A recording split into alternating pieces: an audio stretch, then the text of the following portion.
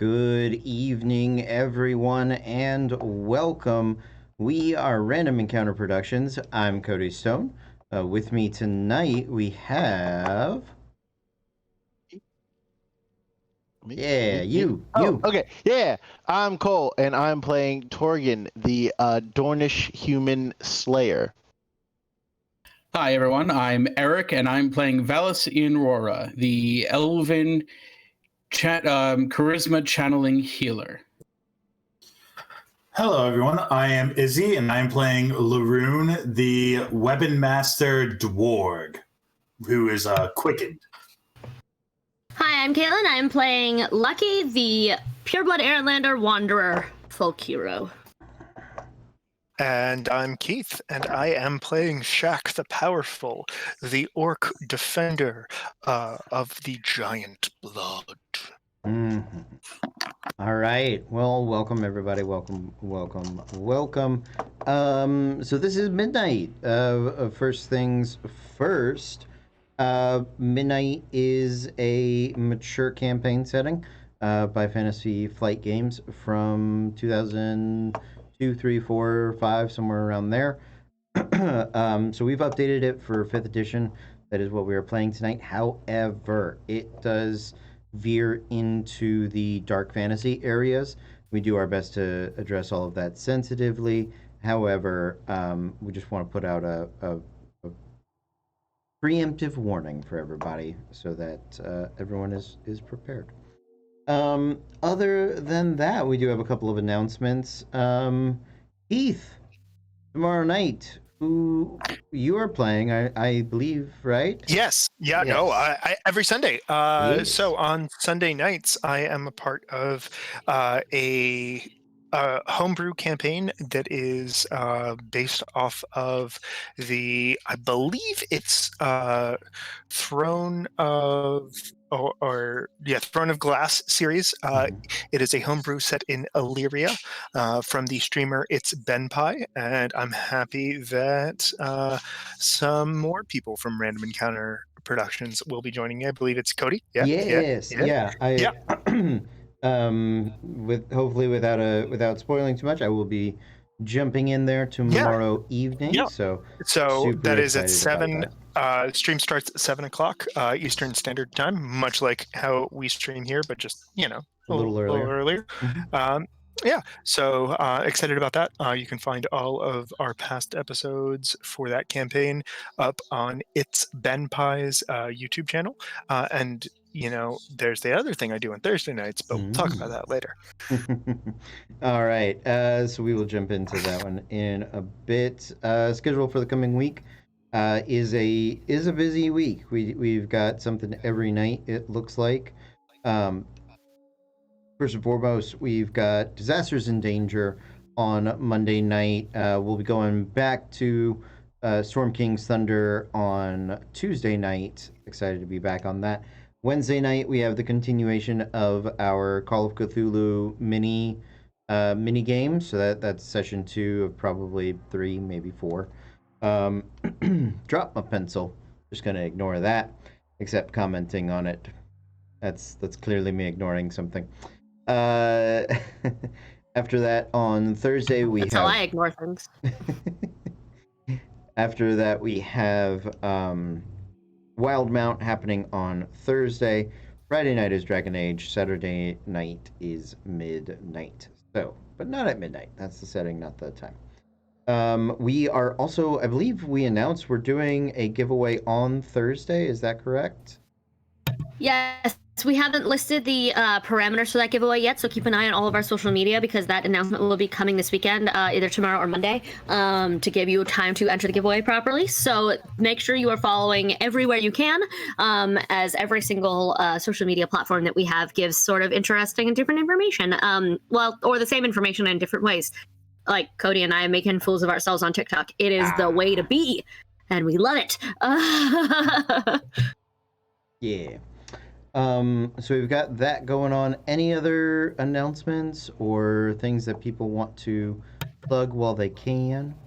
We have new designs up on our Threadless shop. Ooh, that's right. We just started a new line We just started a new line called Ampersand Adventures. It is the word cloud inspired art for all of your favorite classes. People have already started buying the big ampersand that gave it its name. It's a word cloud in the dragon shape that is filled with those words that make you think of D&D, like dungeons, dragons, treasure, adventure, party, nat 20, like all those things, and none of the boring words, like page numbers. Yes, so that's always a good time. And then we are also slowly rolling out one for every class. The barbarian is up next, so keep an eye out. And then we've had a request for the rogue design to come up after that. So if you have a class that you want to really push for, just drop it in the comments, let us know, and we will add it to the list in the order it is received. We add requests as received, and we will burn our way through those. So that'll be fun. That's it. Awesome. And then I think boy howdy, I thought there was one more thing to talk about and or mention, but that does not seem to be the case as my brain blanks out. All right, let's get into it, shall we? Let's shall.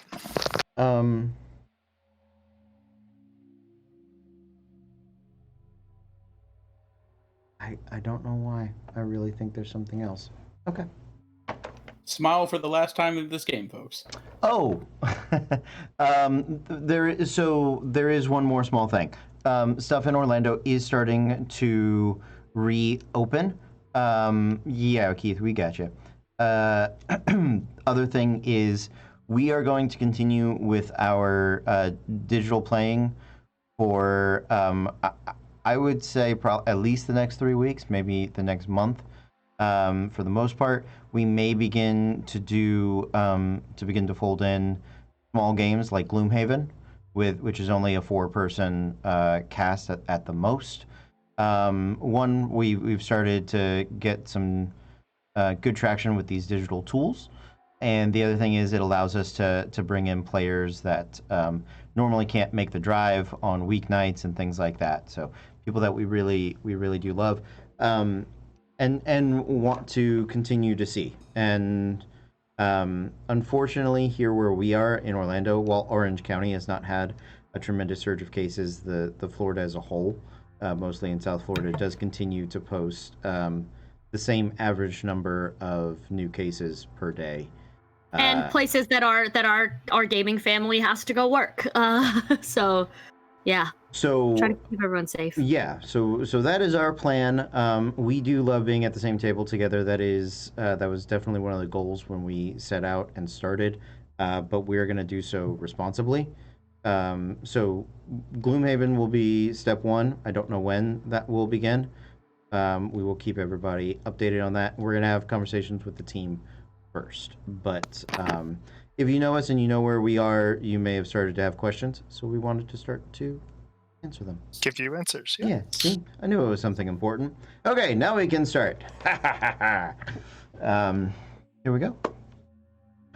Our adventure takes place within the land of Aerith. It is a land ruled by the dark god of the north, Isridor, who some 100 years ago conquered the free lands and peoples of Eridane. There are pockets of civilization that remain in stark defiance of the dark god's oppressive boot. And one of those is the Caladrin Mountain, which is where our heroes currently have been welcomed in as honored guests by the stronghold of Pardren, the Pardren Holdfast. They, in traveling through the mountains to avoid a troop of Orcish soldiers, a battalion of Orcish soldiers, let's give them the credit that is due, wandered into some dwarven escape tunnels, essentially, and into the land beneath the mountains, where they saved a favored son of the Pardren Holdfast. Golan, I believe. Correct me if I'm wrong, everybody. Golan. Nah, that's Golan. Yeah, Golan. So they were able to save Golan. He vouched for them. They were brought before the Pardran Council, and they were given a status as honored guests. And so it has been, they've rested a full day in an effort to recover from their wounds, recuperate their magical abilities. Their stuff has been moved from a barren holding cell with but the barest of foods to a Pardran guest house of Golan. And so it is morning, although it's difficult to know that deep beneath the mountain where there is no sun to tell time by. But it is at the very least a dwarven morning. And you guys are about to be taken out to be shown around the town by Golan himself. But you do have a moment to yourselves as you dine on the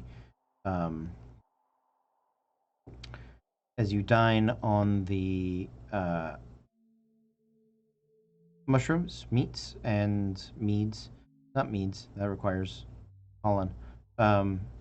Beers of the morning individuals. There is Bob, or Grilk, as we had named him, but that is Shaq the Powerful's ever-present buddy, as Shaq being a full-blooded orc of no small stature, while an honored guest and friend of the Holdfast, he is still an orc. So they're gonna stick on the side of caution, and they have given him un Bob.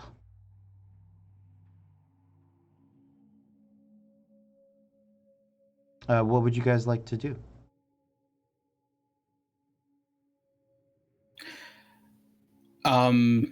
While eating mostly mushrooms and the drink, not touching much of the meat, I'll look around everyone and say it's amazing what a decent night's rest can do you. I didn't know if I would be able to experience this on the trip back.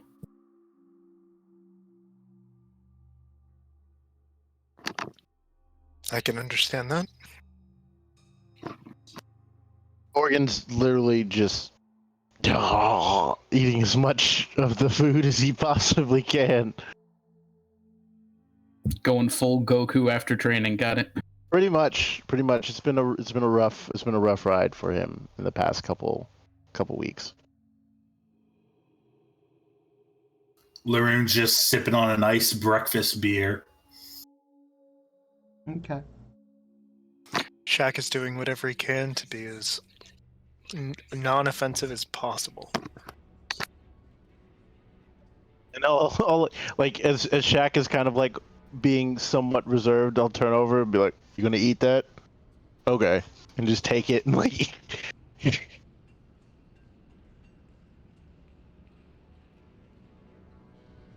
So, Grelk, is it? He doesn't have a tongue. Yeah.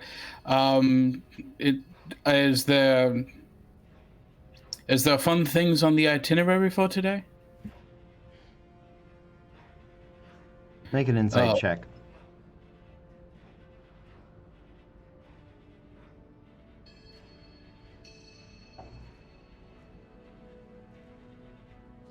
Six. You don't know. Well, that's great. Lucky. I feel communicated with, don't you? Would you guys take a moment and describe your characters real fast? Just because it has been, we did have a week off in between. I want to make sure everybody remembers who he is. Torgan. You're muted, buddy. So, if any of you have watched like WWE in like the probably the mid to late 2000s, I would say. He looks dead on like Triple H in the mid to late 2000s. Maybe just maybe a lot taller. He's like 6'7". But that's exactly who he looks like, with the biker stash and everything. It's great. I love it. Okay. That's it. Okay. Yeah. Valentine Rora looks like your typical elf. You don't think he's old until you look into his eyes, and then you see there's a lot of age behind those eyes. He's wearing a traveling cloak. He looks worse for wear, but as like he's getting through. Okay. Laroon looks wrong, and that's just the easiest way to describe it. He looks wrong.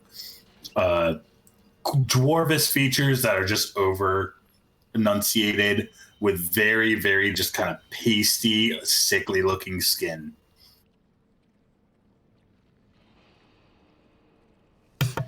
Lucky is female, tallish but still slight, with a skin that you could tell used to be porcelain until she was out in the sun all the time, so now it's freckled and a little bit darkened, and just hair pulled up in these complicated braids that are for practicality rather than attractiveness.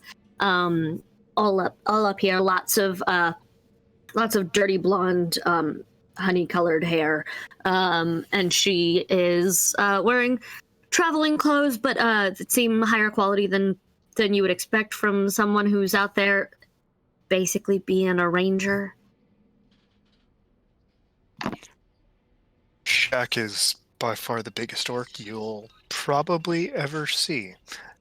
He towers over everyone. He wears very little clothing, has very little armor, looks muscular, but not overly so, and looks like he could probably handle himself in a fight. Okay. His hair is pulled back into a nice little monk ponytail.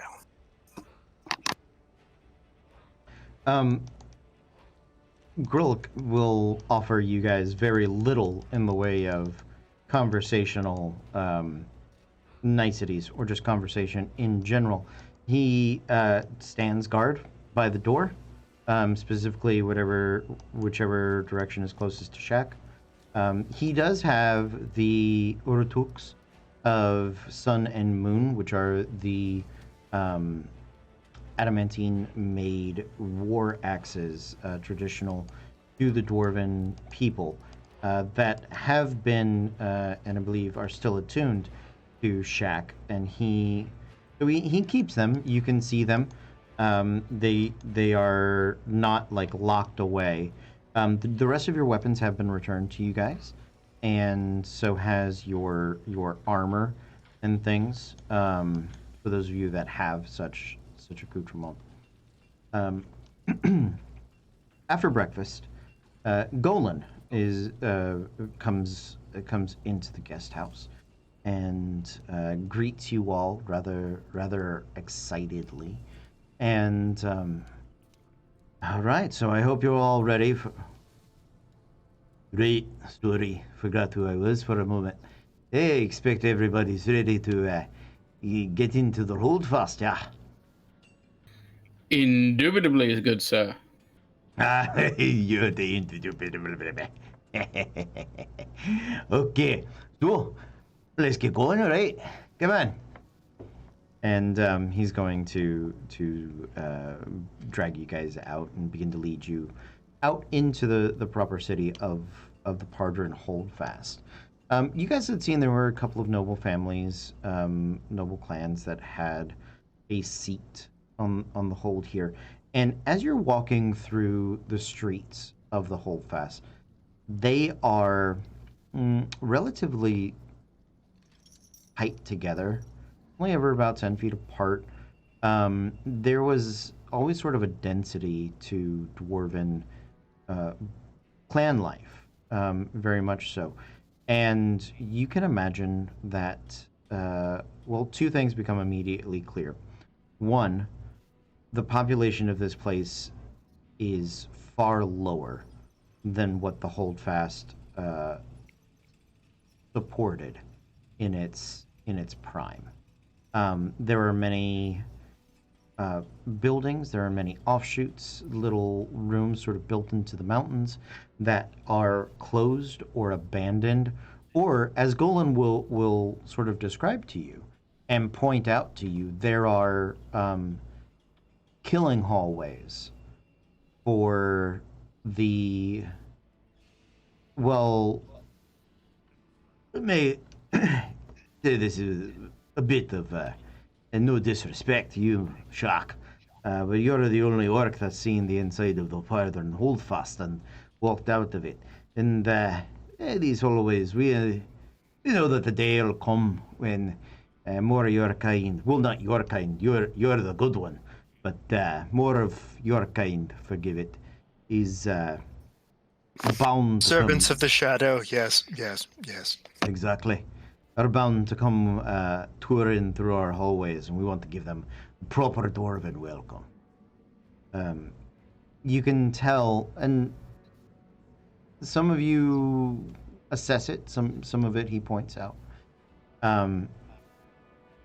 Each abandoned home, each abandoned street, hallway, right, is designed with not just a myriad of traps, but a final failsafe that when those defenses are gone, that it will collapse and will take every inch of unused space is designed to extract a price in orcish deaths for every foot of the Holdfast they know they will inevitably lose is designed to cripple their enemy that much further. Which is why when you make it to the actually populated portions of the city, they could spread out without those death traps there, without the columns and the spinning blades and the pikes and the bitter poisons and all of those things that they've lined the halls of their homes with. Without that, they each dwarf could have its own large building and plenty of space. But they don't. They live very tight together. And if you guys want to make a history check on that, you absolutely can. Yeah, I did not expect you would, Master Elf, know much to anything about the lives of dwarves. 5. Okay. 14. 15. 14, 15, 2. 2. You guys sort of get in the area, and Golan will confirm for our human friends that make comment of it. That partly it's remembering better days when the Holdfast was brimming with life, and in another very real way, we learned to fight side by side, very close. Our brothers, sisters, mothers, daughters, fathers, and sons, each at our side and back. So there's a security to be found. Just knowing, feeling your friend at the side. And he offers it as a little bit of an explanation, because once you guys are in a populated area with other dwarves, your personal space no longer exists. Welcome to the trains in Japan. You guys are not accosted, but other than Shaq, everyone you meet is super excited to meet you. You're all greeted with sort of smiles and and boisterous laughter and glances. And with those of you that have strange clothes, Master Elf, you for sure, the Wildlanders, the humans, a little less so for you, Lorun. Unfortunate for you, I suppose. But for the rest of you, oh, they want to touch the clothes. They want to poke the weapons that you have. Some of them will. They do not find it rude or inappropriate to like. You're all pregnant ladies at a brunch, essentially. Is yeah, not okay, but this is the level of comfort. But still socially acceptable here. Like, Yeah, you're weird yeah. if you ask them not to touch your stomach. Yeah. When you're like, they're like, no, it's fine. I'm just gonna take a look. What have you made here? Oh, that's a good. Oh, I see where you got this from. They are all up in your personal space. Luckily, most of you are tall, so you have an easy time breathing and seeing. But for lucky, Me, not so much. Yeah, lucky you, not so much. I think you still have maybe an inch or two on most dwarves, but for the most part, you are surrounded. As you guys are traveling and as you guys are looking around, there, you notice a few simple things. One, children are super confused and excited to see. They've never seen, heard of other races.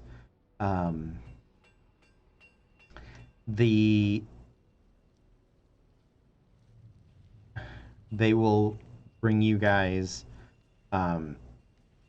They'll talk to you, and they.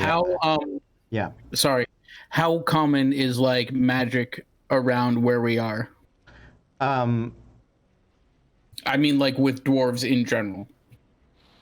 So, I will. Like, if he pulls a Gandalf and makes some fireworks, are they gonna love him forever and just follow him anywhere? Yes. So, Okay. So, in the midnight setting, using the spell points system, dwarves actually in the original publications have, like, I think a deficiency in magic, but they also have resistance to it. So sort of like it's not as bad as Dragon Age, where like no dwarf can ever cast a spell. They do have some spellcasters in and among them, but it is extremely rare. Whereas elves on the far opposite end of that spectrum, it is far more common. So yeah, any little cantrip you do will delight them. Well, that's exactly what I was going to do for like the small children. I have minor illusion as a cantrip, and I just make like a sort of like the Gandalf dragon firecracker. Sure. But I make it like weave in and around them before flying up and exploding in a 30-foot cube. Okay, yeah, they will squeal in the deepest, childish, most Scottish squeal possible. I don't know how I can't make that noise. But they will squeal in delight and go sort of running, and once it explodes, they'll come back and just to see if you'll like do it again. Some of the older folk are a little more hesitant when it comes to magic. You get the feeling that the only magic that they may have seen, other than some tribal magic, Is shadow stuff. Is shadow stuff, yeah, and so they have sort of an innate kind of fear to it. And there's a couple of mothers that definitely are like, "Oh no, you don't. You're not going back over there. I'm so sorry. No, that strange elf man will enchant you." I'm like, "But ma, we want to be enchanted." No. I'll do one more thing where I take my staff off my back, my quarterstaff, and I will, again, just using up minor illusions, I will stamp it down on the ground 3 times, and each time I do, a bolt of energy just flies from the top into the sky and kind of poofs in the air. Nice. Yeah. The roofs are pretty low throughout most of it, so it definitely does sort of like a roiling gas cloud of light that bursts up and out over it, and it definitely delights them. To Lucky know. is loving this, by the way. She, like, you get the feeling that she's been alone for a long time, but, like, she's embracing the, actual human physical contact for a minute with people who I don't have to fight side by side with, and, the children. Like, she just, like, gets real soft and feminine for a minute. If anyone catches her, it's like, never mind. I don't know what you're talking about. It's fine. As you guys are traveling down the way, make insight checks.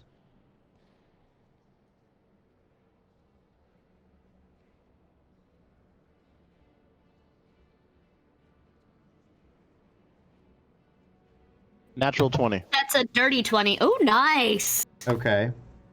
15. 11. Poor Eric. Okay. Elf is having a lot of trouble reading dwarves, I'm not gonna lie.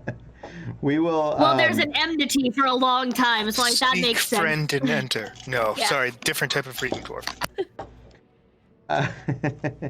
We'll circle back around to that, but I actually do need a perception check from everybody as well.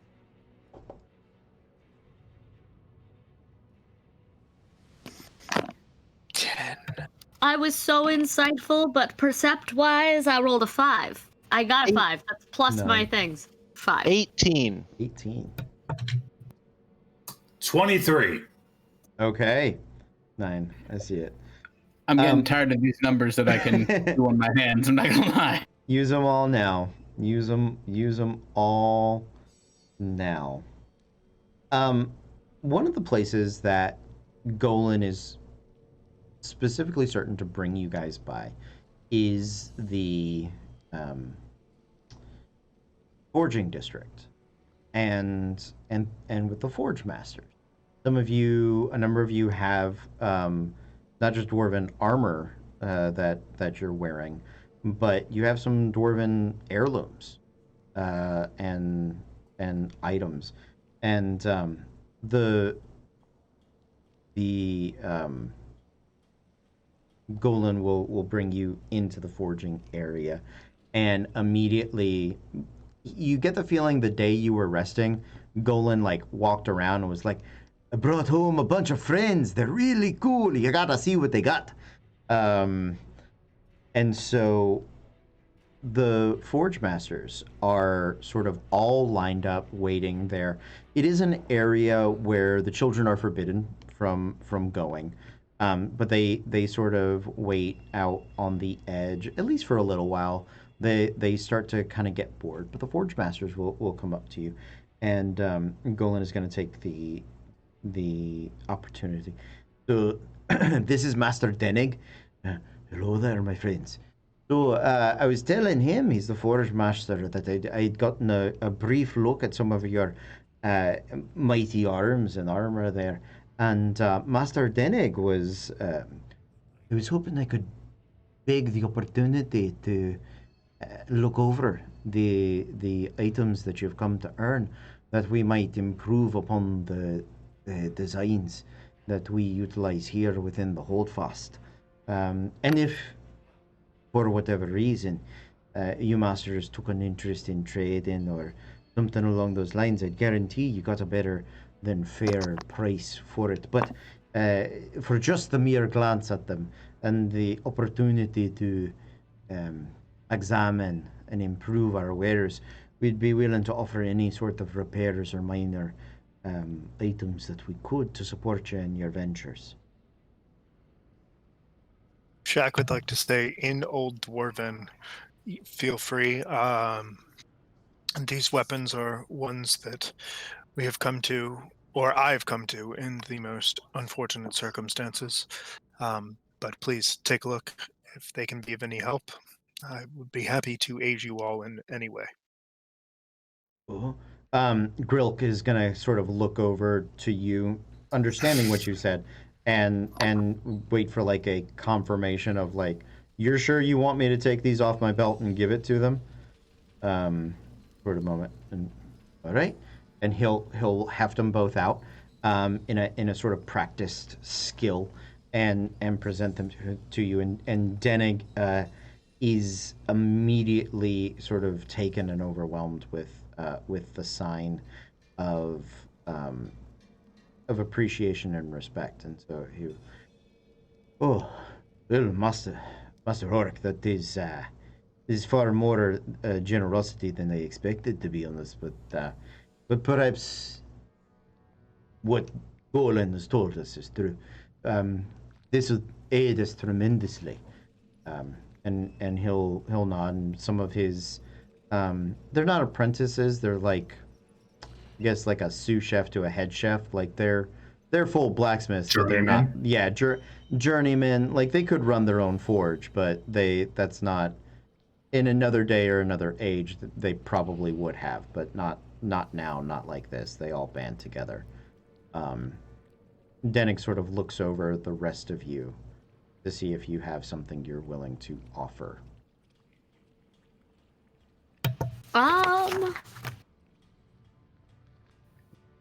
They said So- they're. They have they given us our weapons back, or are these? They No, yeah, still kinda- you have your stuff. Everybody Okay. everybody except for Shaq got their stuff back immediately after the meeting with the Okay. with the people. So I'll kind of like swing around the mithril axe and like kind of like in the most extra fashion, like Mhm. swing it around and like go and like there's a big like thump when the head hits the floor, Mm-hmm. and I'm just like, "Doom." What can you do with this? Oh, I we'll see what we can, and if there is a bit to be learned from it. But that is a masterwork piece, far beyond the casual dallyings of normal smiths. But if we might, So then he'll also take off his greatsword that he also has. Be like, "Doom. Well, how about this?"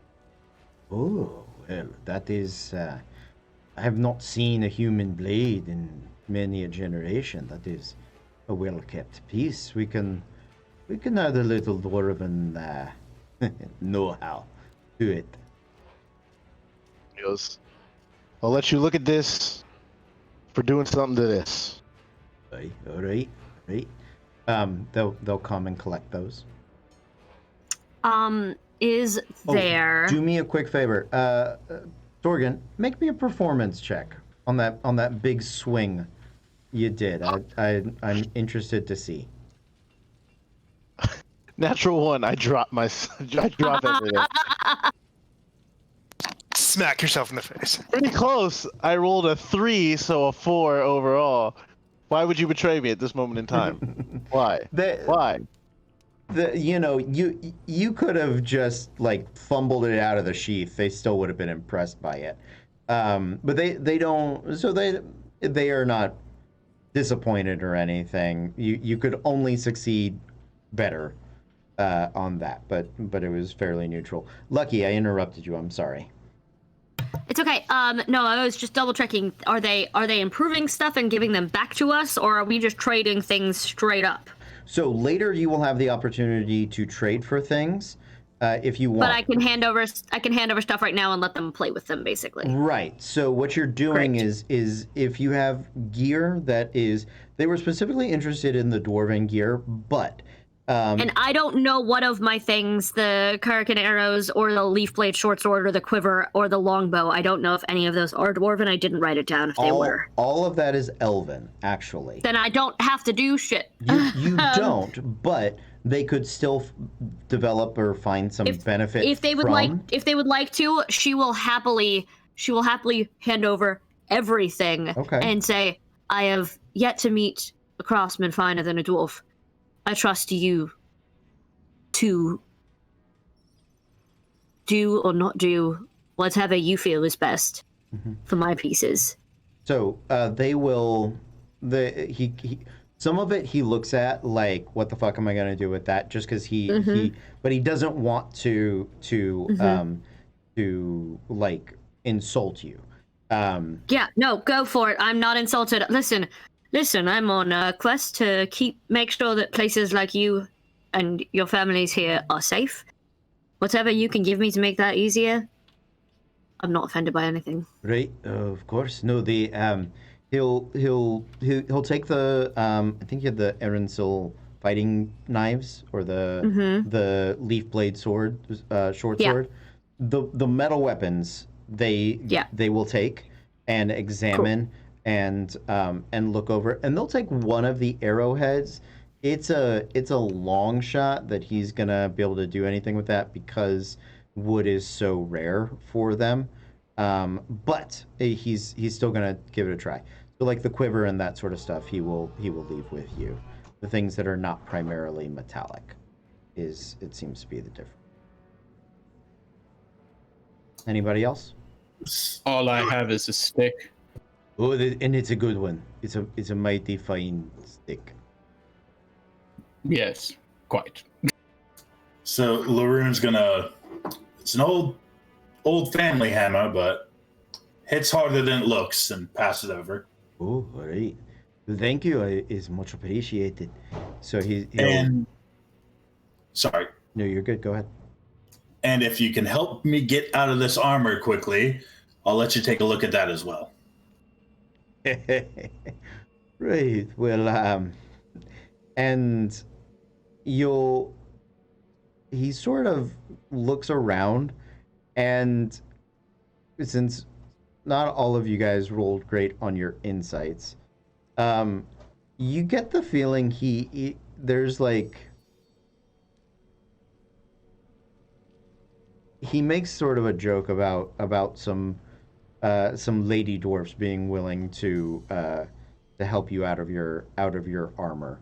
But having said that, it looks pretty standard for him, and so unfortunately they won't gain any benefit from Oh no, I heard you say dwarven gear, and that's yes, and that is absolutely dwarven gear. As you guys, as he makes that gesture, you guys sort of look around. Torgan and Laroon, most of the children have gone at this point. However, there is one girl. Torgan, you couldn't really assess her age, but Laroon, you can piece together. She's probably 9 or 10. That is hiding out near the edge of the area, of the forging area, who is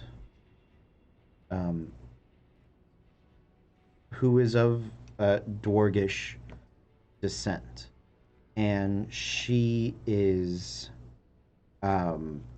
just sort of, she's kind of hiding, like barely peeking out, staring at Laroon.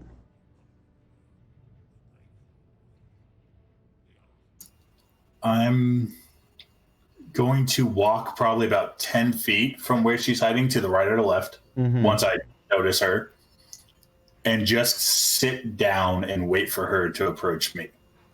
Okay. Yeah. I mean, you have to get out of the forging area. She Yeah. can't. Yeah. Okay. So yeah, you get out of the area, and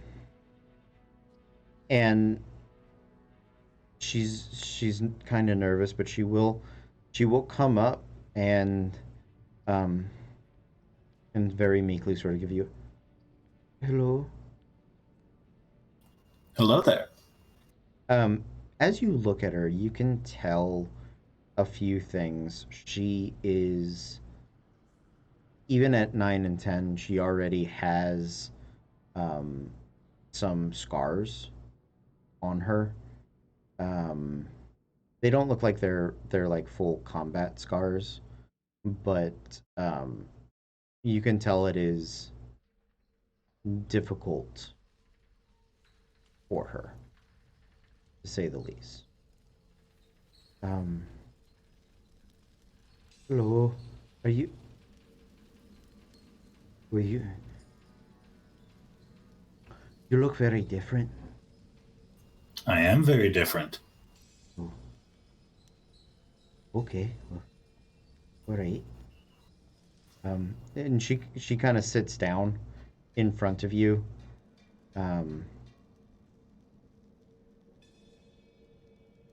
Oh, where are you from? Izzy is forgetting the name of Yeah. Lorraine. Yeah, I got you. I'll find it. Durgis Rock. That's where you're from. Durgis Rock. I'm from a little hold up north and eastern called Durgis Rock. Oh, okay. Are there a lot like you at Durgis Rock? There's a few, a little more than I've seen here, but we've managed to get by.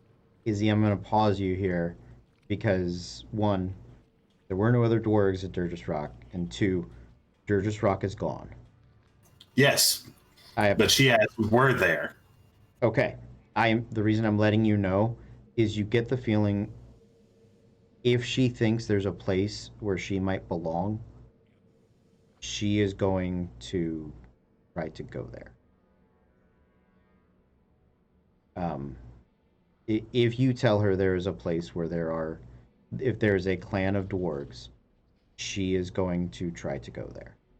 And so as you say it, you watch her face sort of light up, and you immediately can see the wheels turning in her head.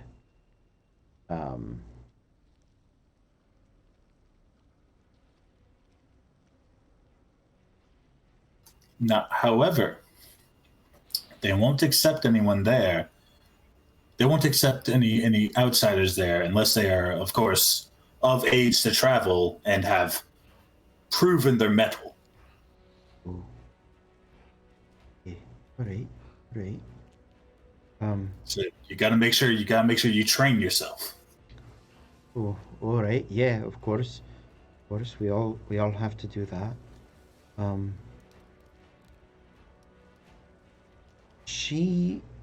You can tell it doesn't diminish her sort of the brightness that is bestowed upon that.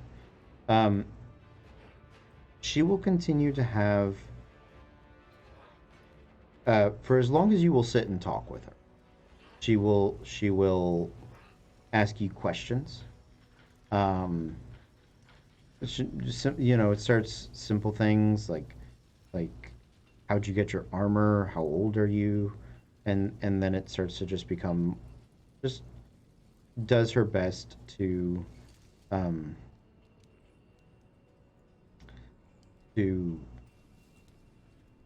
learn as much as she can.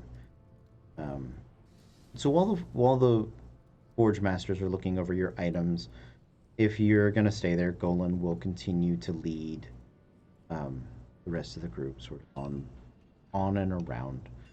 Laroon, she's probably with you 30 minutes.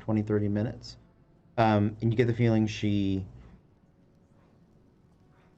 would stay there and keep listening to you, but you do hear an old dwarven woman sort of call out, Edwin, where have you been? Oh, I'm so sorry, I have to go. Are you leaving today? We're not leaving today. No. Thinking staying for a little while longer. Oh, okay. All right. Okay, I'll see you soon. And she takes off running. My dude, you gotta tell her it's not there. You gotta fix it. I will She's gonna fucking run make away. it. I will make my own fucking I will clan. make my heart. My heart. I love her. So as you guys are brought, the next area is for the brewing area, and it's all relatively low alcohol meads. The meads that they make are definitely more like food beers, sort of Egyptian style and ancient Greek style, like food beers, as opposed to like get you drunk beer. But they do keep dwarven spirits in the area, although nobody's drinking right now. So, as you guys are walking around, you notice that there's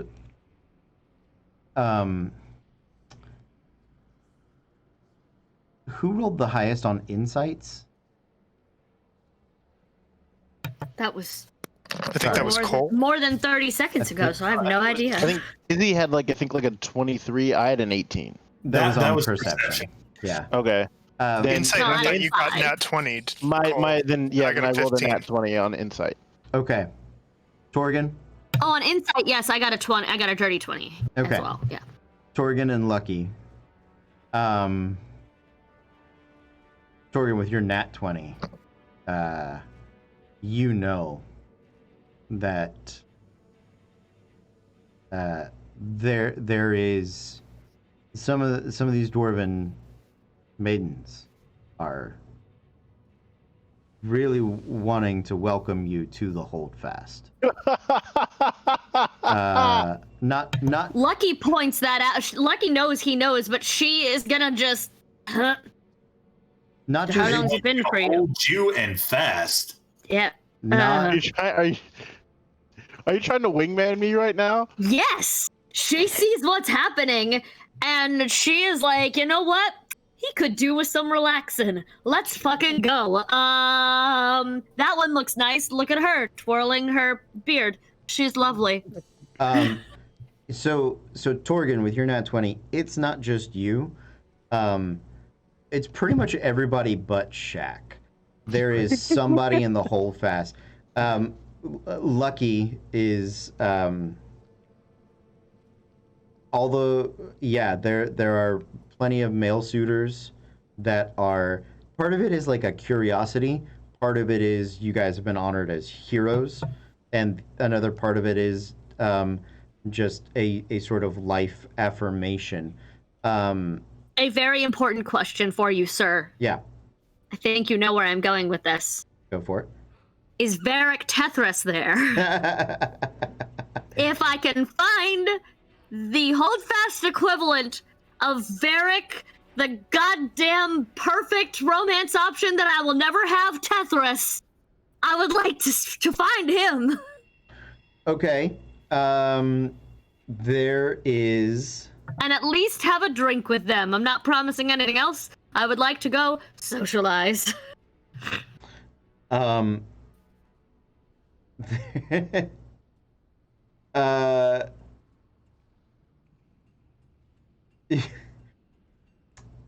Wendell, who is still with you guys, even he sort of makes a comment about remembering his younger days and how they used to trade with all the holdfasts throughout the mountains, and he's going to go revisit his youth. That is how Wendell disappears from you guys for a little bit.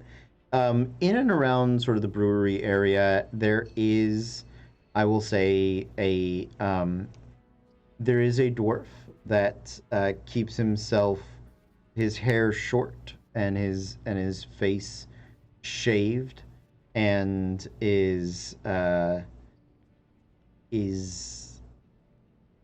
prone to shooting. He doesn't have the heavy armors that the other dwarves have on, and he is yeah. So you find your version of Varric, absolutely. Just gonna go live out my damn Dragon Age dreams. BioWare. Yeah, absolutely. Are there any of these dwarven maidens who looks like they do not have a beard, or perhaps have a very, very light beard? I will say that most of the women don't have a beard. Okay. Yeah. Because I just with his human sensibilities. Absolutely, and yeah, I don't believe it is specified that dwarven women have to have beards. Do we ever see any in all Lord of the Rings? No, we don't, and it's Aragorn's joke. Aragorn's joke of the because Gimli says, you know, there are dwarven women. There is a rumor that there's not. We just sprout out of the ground, but that, you know, we don't see them very often, and they're very hard to tell apart from dwarven men. And Aragorn goes, and it's the one bit of actual humor we see from Aragorn the entire series. Yeah. And so yeah, Well, there are many.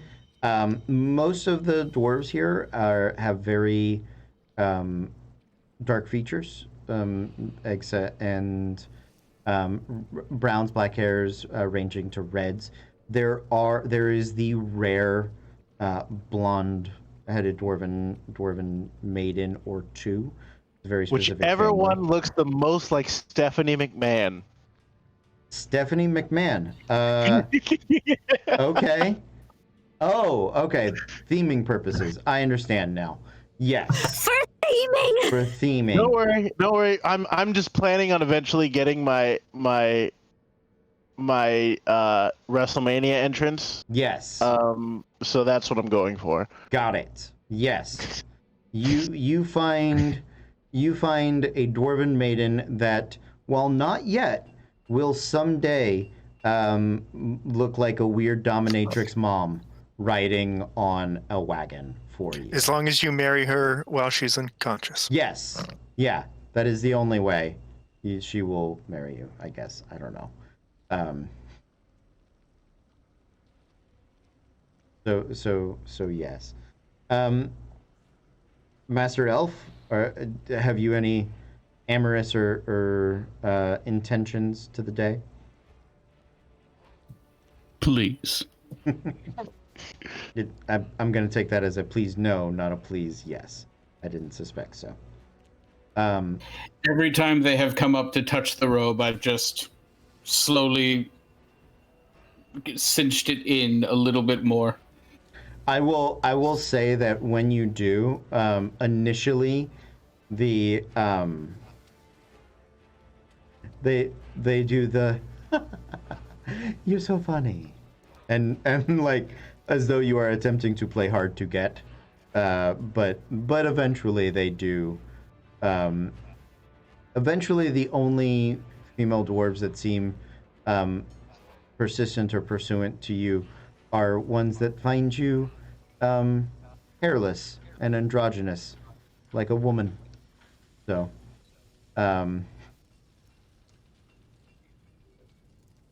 however, Golan, seeing that you are slightly uncomfortable or at least have made your position known,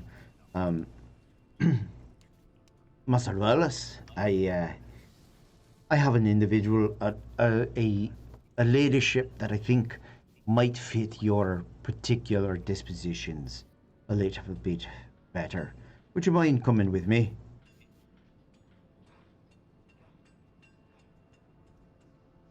Or not? You can ignore me. That works too, Master Wallace. That's okay. What is it you need? I've been harassed for most of the day. This is not to harass you. I think this is a person you might find a sort of kinship with. You see, not that it happens, but you almost see his ears perk up a little bit. Please, if you would. and he'll lead you down around a section of the holdfast that is used far less commonly than the forges or than the brewery section. And he leads you into sort of a scroll library. And he will, there's an old dwarven woman there whose hair is bleached white and whose left eye is badly scarred and sort of has an empty socket there. That was my... Finally, a man of culture. Right, exactly. However, when he opens the door, she will sort of, you can tell she has a little bit of magic to her. Her chair, she sort of Professor X's around with some minimal telekinesis. And so I see that the rest of the pleasantries have come to an end, and you've brought me the only intelligent one left. Well done, Master Golan. You there. What's your name, Master Elf? I am Valus Inrora. And who do I have the pleasure of speaking with? Dola Cardal. I remember your kind from a very long time ago. It is my pleasure to welcome you into my domicile.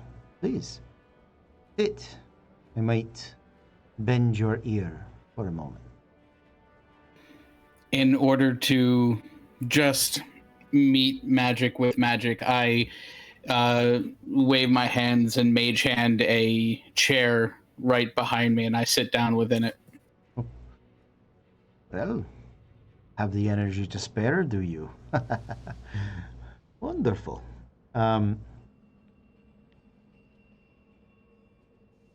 Golan, leave us be for the time, and in the days to come, if I might, speak with each of the strangers. It may be of benefit to both them and myself, and all of us. Of course. And he'll sort of step out and leave you to it. As you're sitting there, she asks you how Arakin and Kiradul are doing. She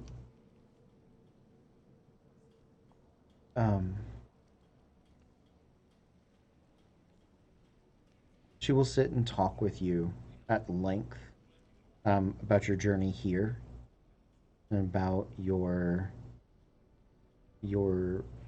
time. And at some point in the conversation, she sort of pauses and your court sort of cocks the left socket eye in your direction. And you watch her smile.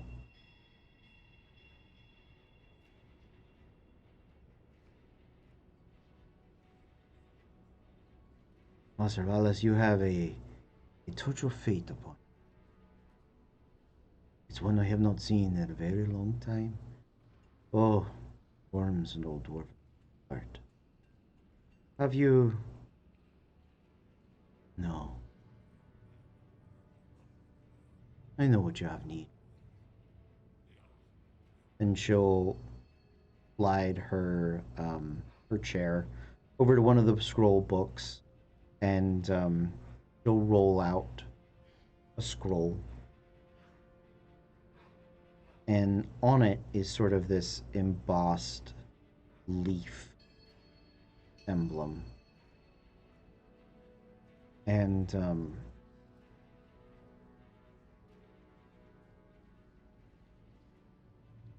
we'll take it and ask you for a piece of your robe, or if she might borrow your robe for a moment.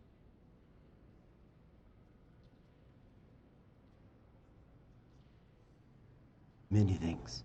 And she's going to lay it out, and on the inside of it, so that it is not seen, she lays the scroll across it, and it sort of heat prints this very elven leaf design that creeps through and has sort of this bit of wind that lifts off of it. Do you have a spell charm?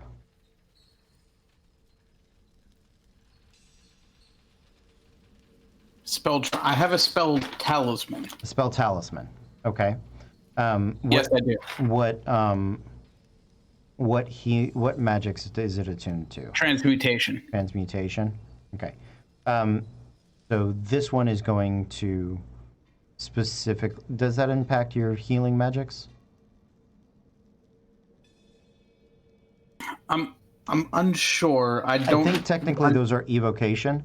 So this spell talisman is going to reduce the cost of your healing magics by 1 to a minimum. Understood. To a minimum of 1. Definitely. Um, Just throwing out healing words all day. Yep. Boom, bam. So she's going to offer that for you. That design, it's very reminiscent of things I've seen before. Where is it that you came about it? Go. When I was a young girl, and I was channeling in the days of, well, the second great battle. It was gifted to me, and I've not many days left to gift it to a dwarf, and we've not many dwarves left to touch the magics, so your fate seems as good a fate as any. Throw my lot behind. I reach over and I place my hand on her shoulder and I say, thank you. It's very rare to see even compassion in this time. It is greatly appreciated. She sort of touches your hand on her shoulder, and through her shoulder, through the fabric on there, it's the first time the bulk you see of her is only in her clothes. She is old and frail, and for a dwarf that is more skin and bones than meat and muscle, it is very odd. And there's sort of a cool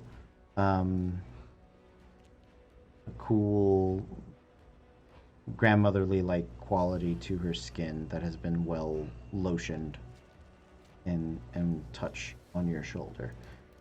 She does let you know that if you guys have any other need for magical services before you leave, she may be able to do some of them. She is the person to whom you should speak. Many thanks. I hope that with this gift and our mission, you may once again see the days of the sun, light, and cooperation between our peoples. A bright idea in a dark day.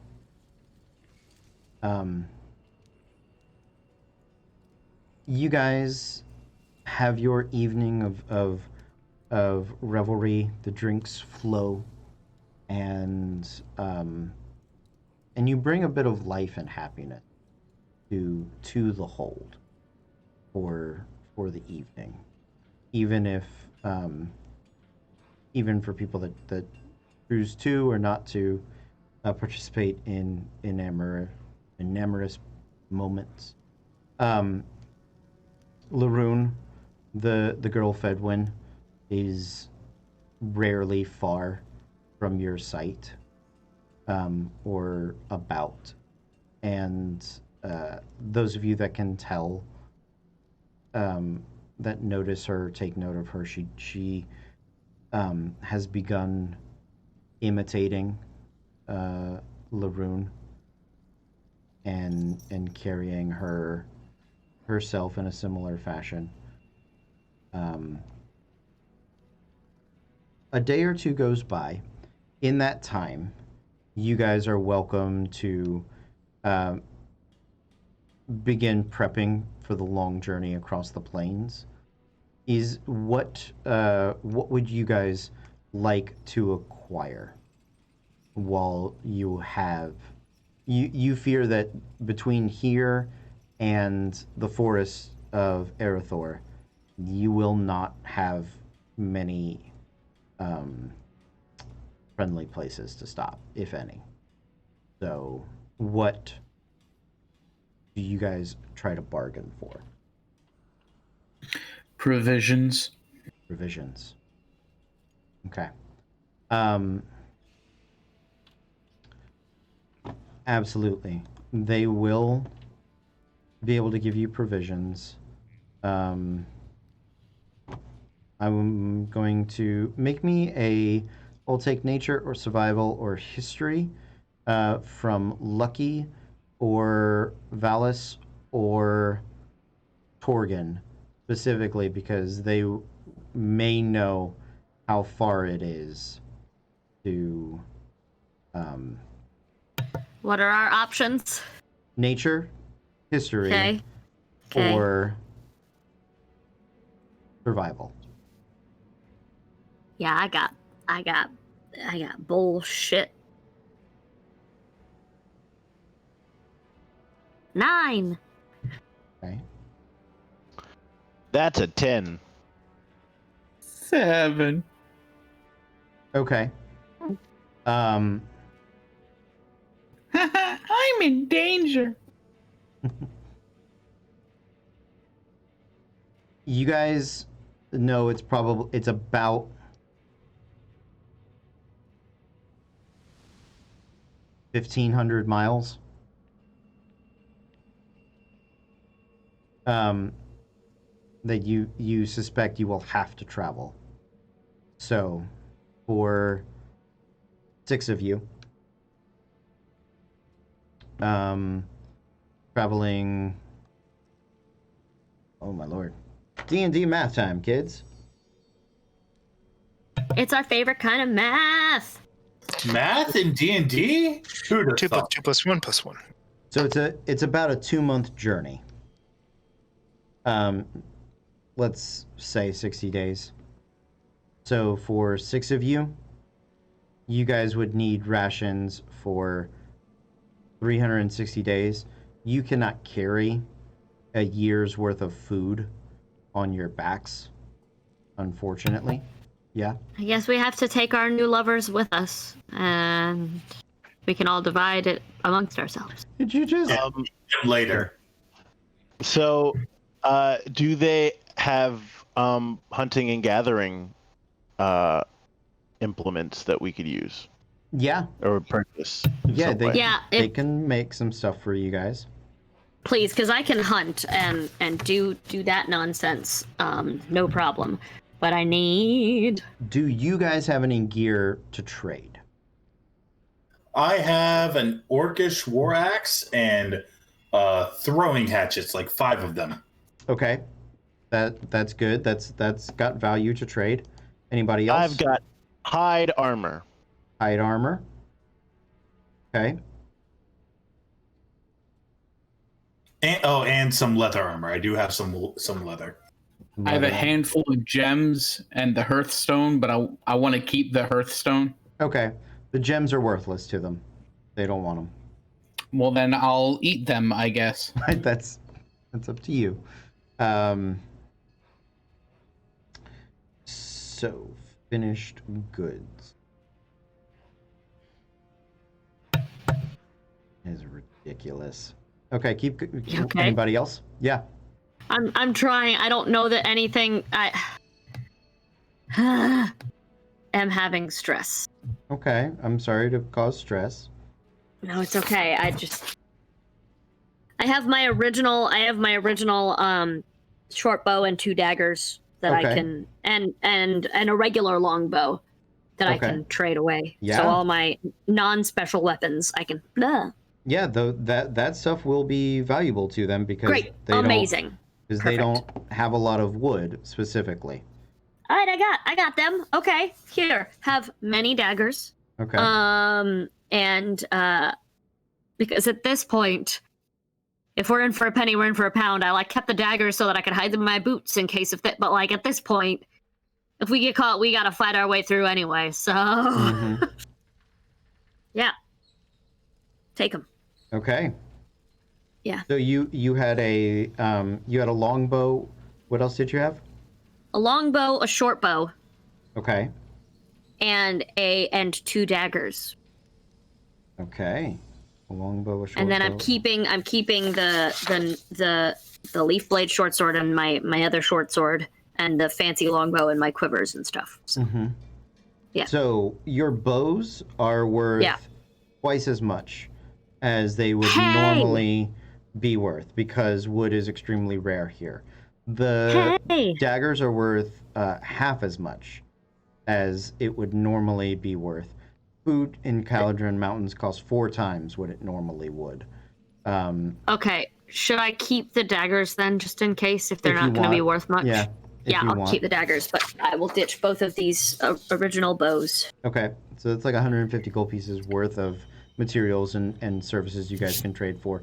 The axes that you were offering, Izzy, you said you had axes?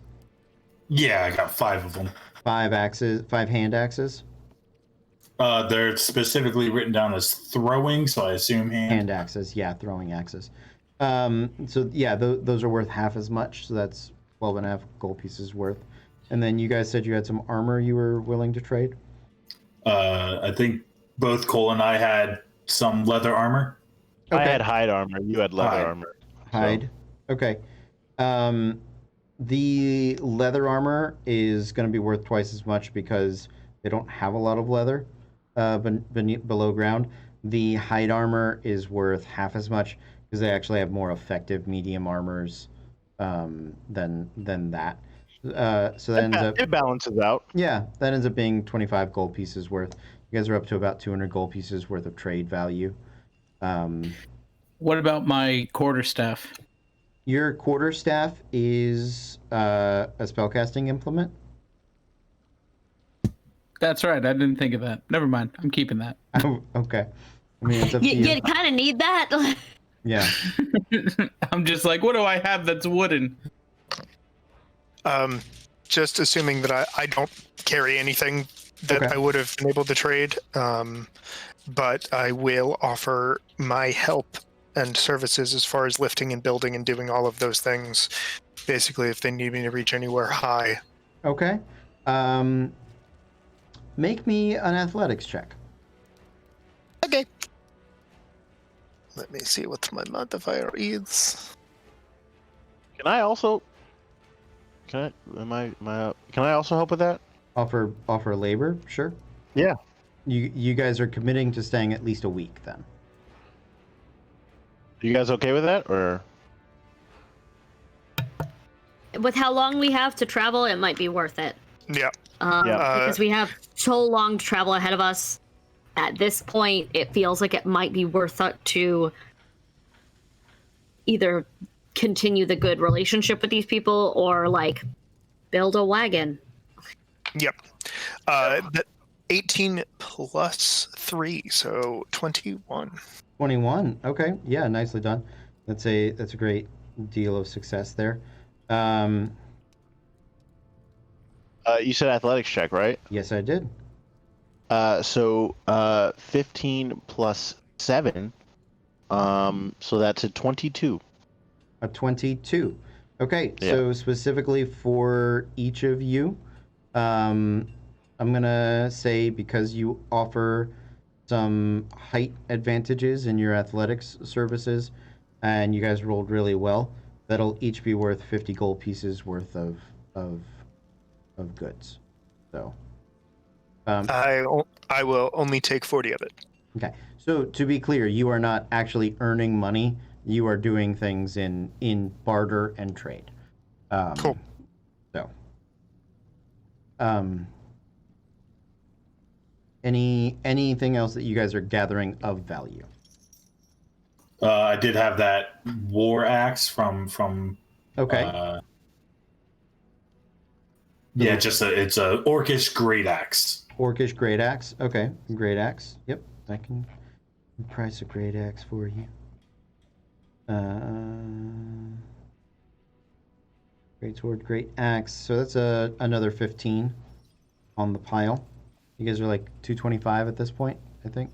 Wait, you had been at 2 before the 100 of labor. 275. Before them helping. Yeah. 265. Okay, so 265 plus 15, 280.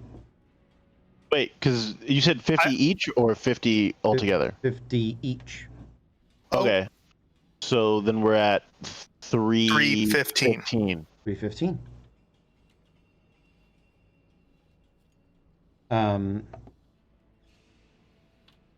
So. Wait, you had gems, you said? Handful of gems, yeah. You said they were worthless here. So now here's my question. Are gems baubles or are they raw materials? I can't say. I think it's baubles. That's why. So I apologize. That is okay. Yeah. So, you guys with over 300, you can stock up on food. The type of food that you get that is going to survive that sort of journey is going to be mostly dried meats and mushrooms. And some root vegetables that you guys can take. So every person can take. Need to carry about a pound of like food and water. It's a pound of food and water per day, is the rough estimate. So if each of you can carry 30 pounds. I think that'll get you, that's halfway across. And if you hunt and forage as you go, that seems to be the about the best you can do. That is.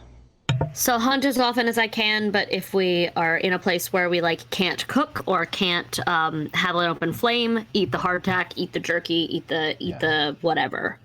We can always have an open flame, Lucky. I have a hearthstone. It allows us to cook food and warm an area. Yes, but if there's enemies nearby, it's not about technicality, it's about being seen. Yeah, but the hearthstone wouldn't let us be seen, is what I mean. It's not an open doesn't? flame. It's a stone. Yeah. Interesting. No, there's no. Well, I assumed if something cast light, that the glow could be seen. Doesn't cast light. That's my issue. Perfect. Good. Awesome. Amazing. Then good. Yeah, it is the midnight equivalent of a griddle, basically. As you guys have been here a few days, and about day 5, everybody make insight checks, please.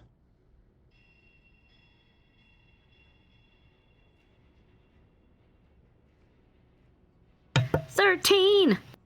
Okay. 12. Okay.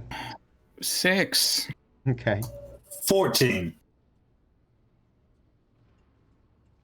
This is the revenge of all the times that my dice have been rolling well at midnight. They're just like, not anymore. Are you not in mortal danger? Then we don't care. Torgan? That's an 8. Sorry, 8. That's okay. I didn't know I was muted. That's all good.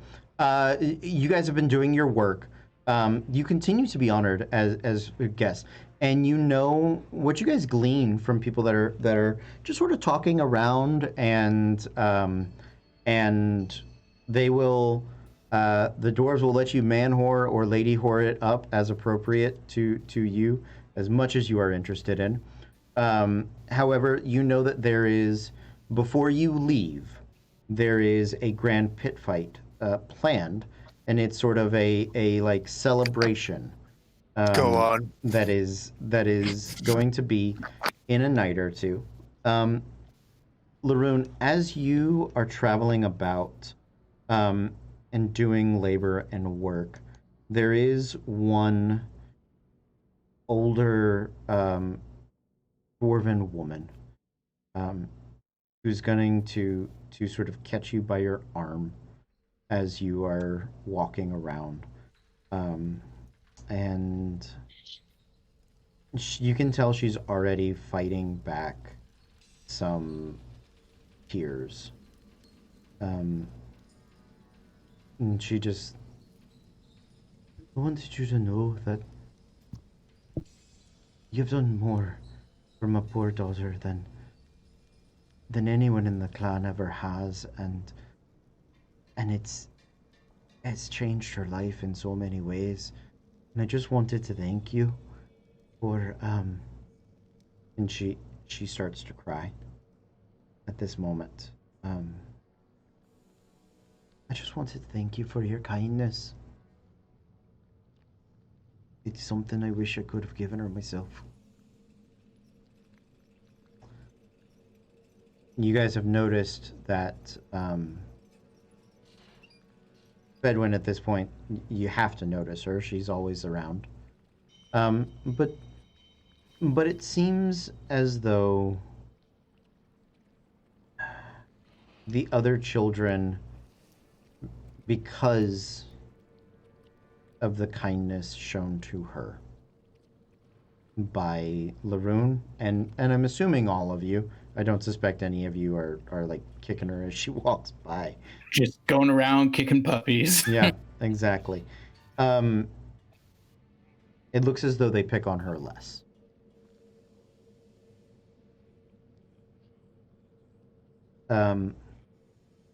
Your weapons are returned to you. The items that were offered to them do assist them in improving some things. Any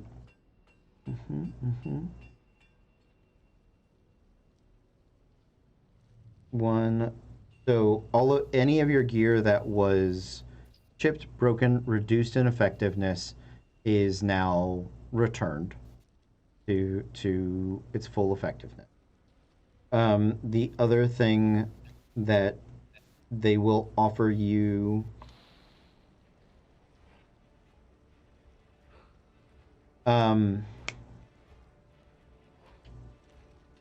they can offer a sharpening reinforcement on your greatsword, Torgon. So what they do is they sort of they reinforce the edge and the tip in a heating process similar to adamantine and mithril that prevents it from blunting as easily.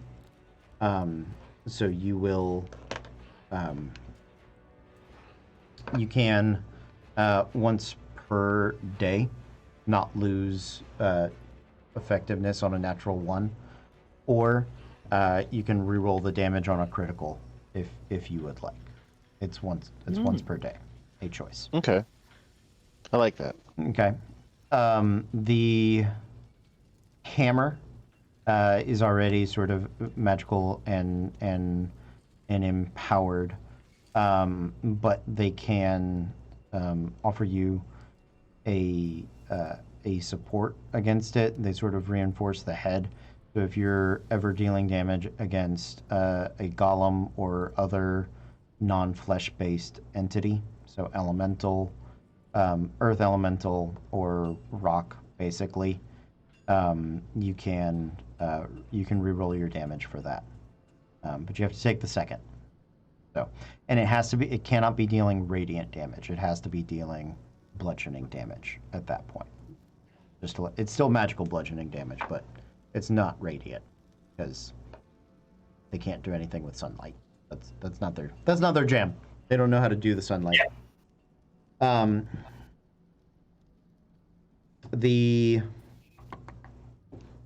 the daggers that you offered, Lucky, they will ask you before they mess with it, because it is of elven make.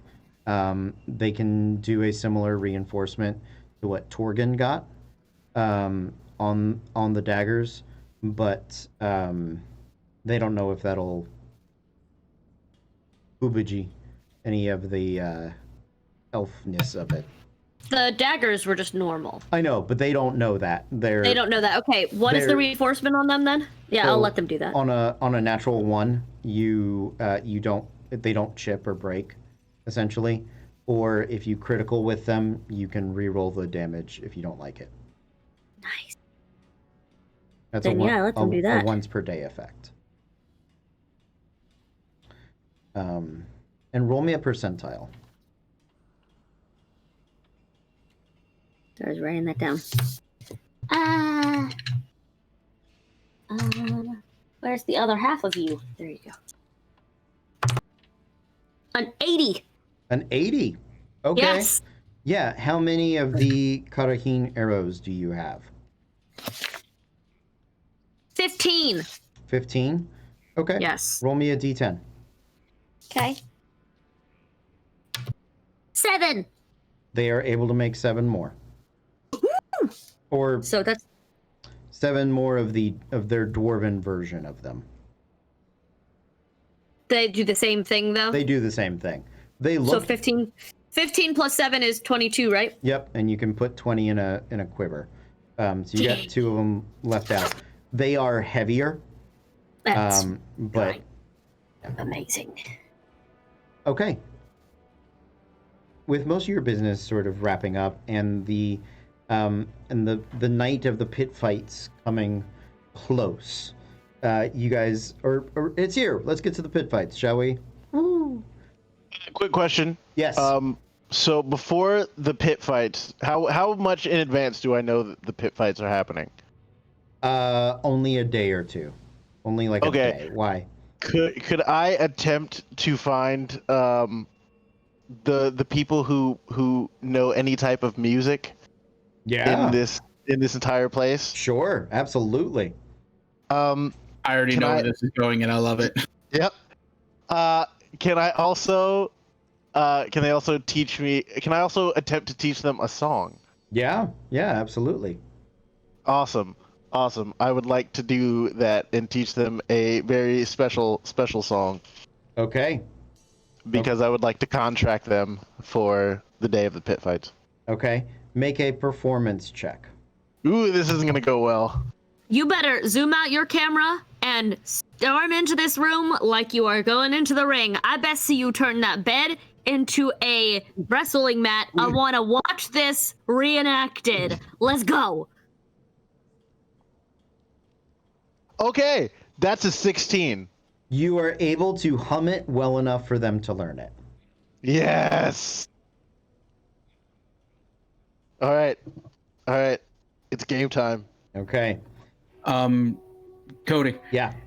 if I would at some point in our extra 3 days, I'd like to go back down to the mage and just bring some tea Mm-hmm. and sit down and then just reminisce about times before all of this. Yeah. Absolutely. She will sit and talk with you at length about it. If you would like, for doing that, anything that relates to ancient history, you can declare yourself inspired and have advantage on it. Understood. Thank you. Yep, because you took the time to talk to her. You can absolutely do that. So, the day of the pit fights arrives, and the entire holdfast is buzzing with sort of anticipation. And it's one of the few days you've been here that the people don't crowd or surround you, and you don't think it's that they necessarily lost interest in you, but you guys also don't quite know what's going on. And anytime you try to ask Brilg or Golan, he just sort of gives you, "Oh, it'll be a good one." Like he just sort of gives you like a weird non-answer to whatever is happening in that moment. Do you guys want to take a 10-minute break? Yes. Okay. Yes. Sure. Okay. It is 9:53, according to not this clock, but I did the math anyway. 9:53. We're gonna do 10 minutes, and then hopefully we only got like an hour left in our game, but we might go a little later to 11:30. But All right. I also want to reconnect my camera because I'm starting to fuzz up a bunch. Yeah. I should. That's why you just saw me have my HS up. Yep, and I was feeling it too. So we are going to take a very short break. We're going to be back in 10 minutes, right around 10 o'clock Eastern time. We will see you guys soon, but until then, stay tuned.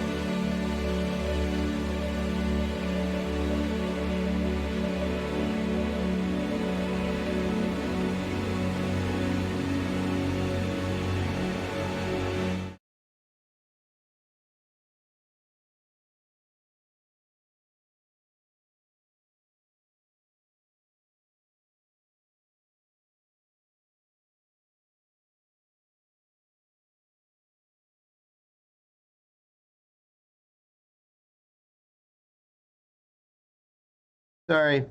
I did all the bad things. We're back. Move. I think Everybody you're move. still muted. Oh, there we are. Never mind. I realized I did all the.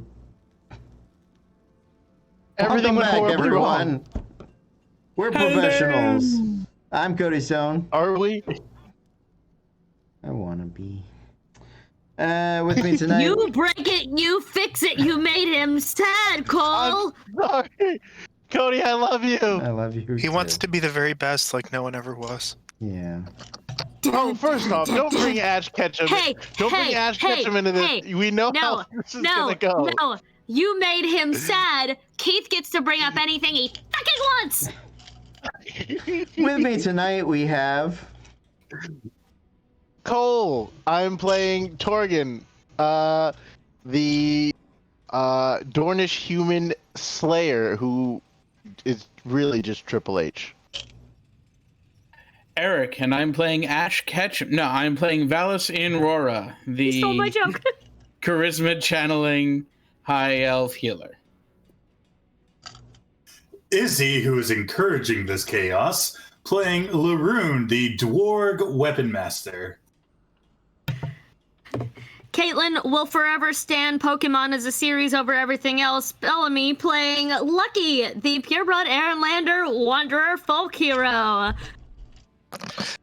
Keith, who enjoys causing chaos, playing Shaq the Powerful, the tallest orc defender that totally isn't a 5e monk, but totally is. Okay, here we go, everybody. All right. You guys, it's fight night. We've come to the day of the pit fight night. You guys have been gathered together. Golan has led you to the arena. The entirety of the clan hold, save for a specific number of dwarves on guard duty and watch, is here. Let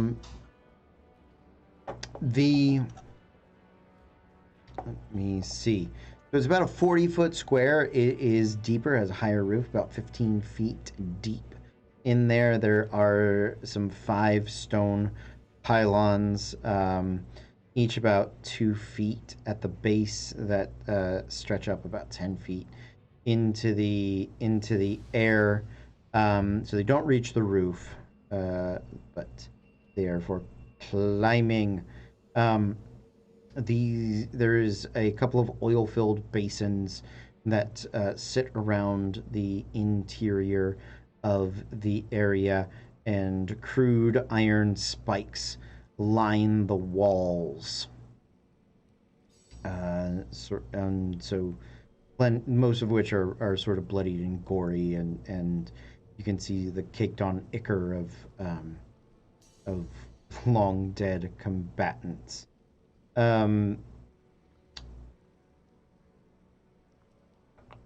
The doors that you can see are heavy steel bars, and the floor and walls are stained all over with a spray of death.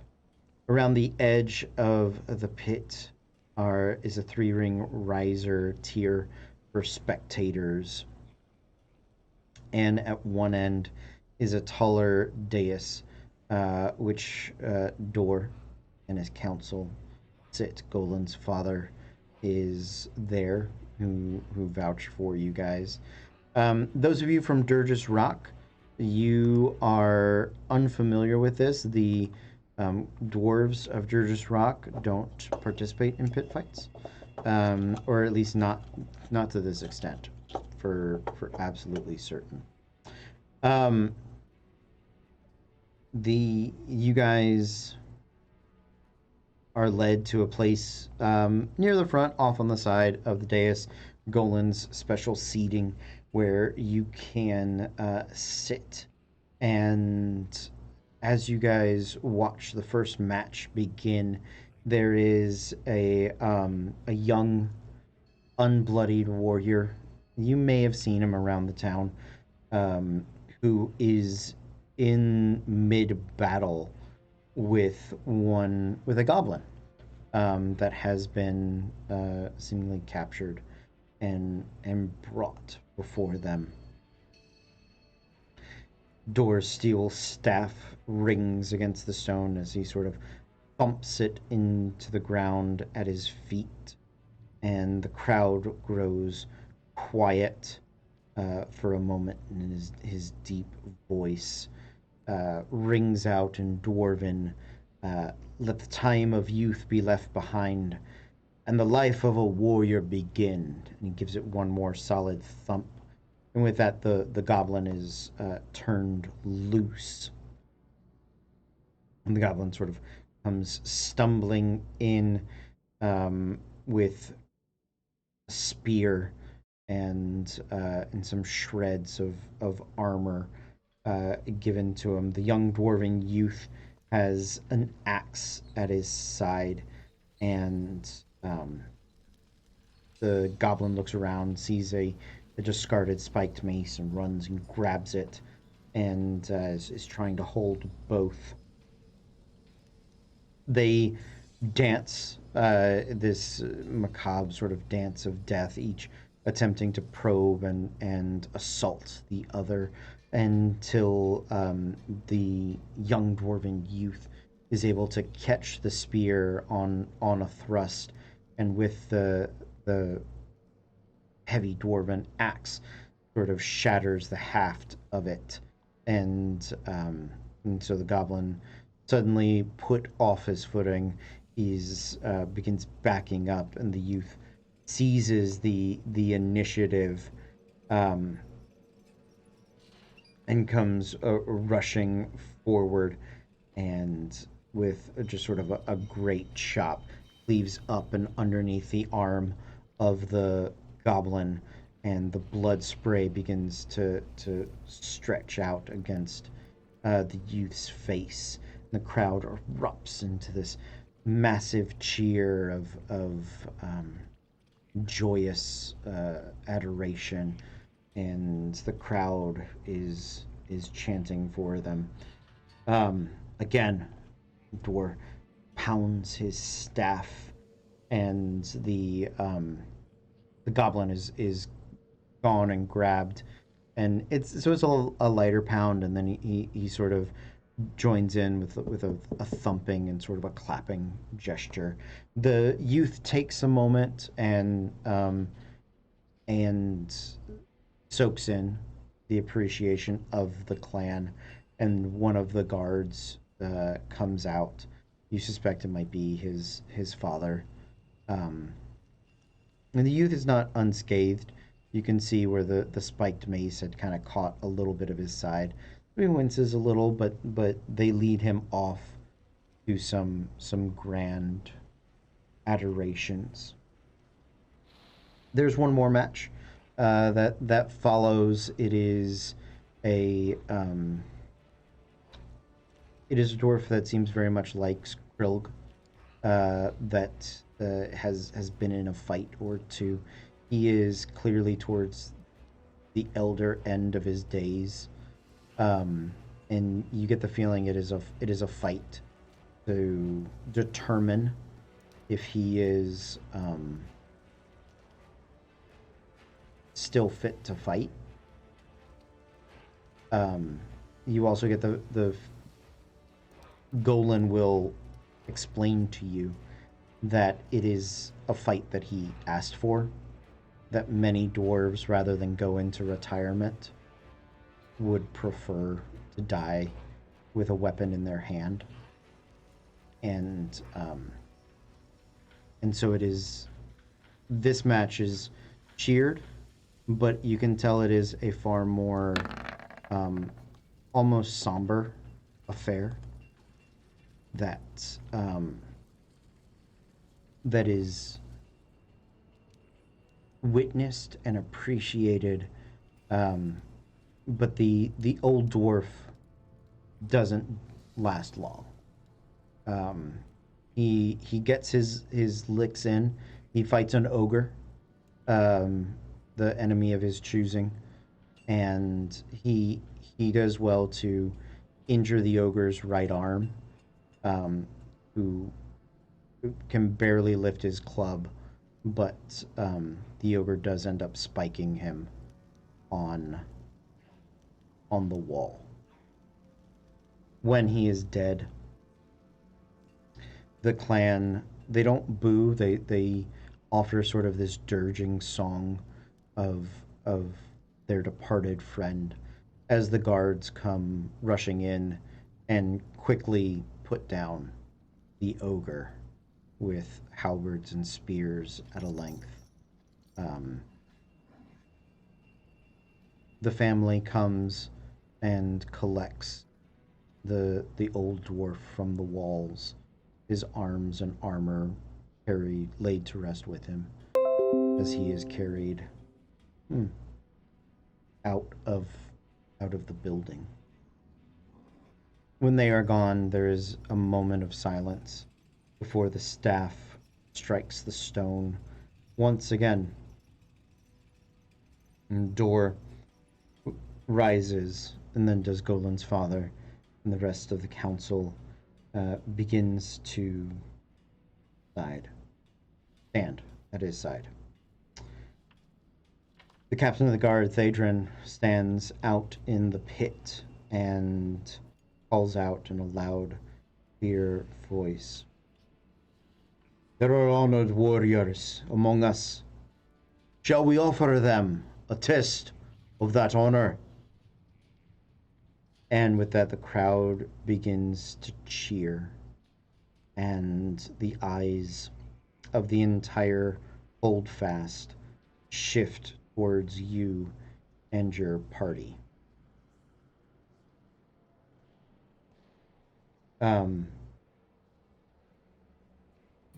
Is it at this point that Valis is realizing they mean all of us? It is your choice. You can. Golan sort of watches you feel uncomfortable.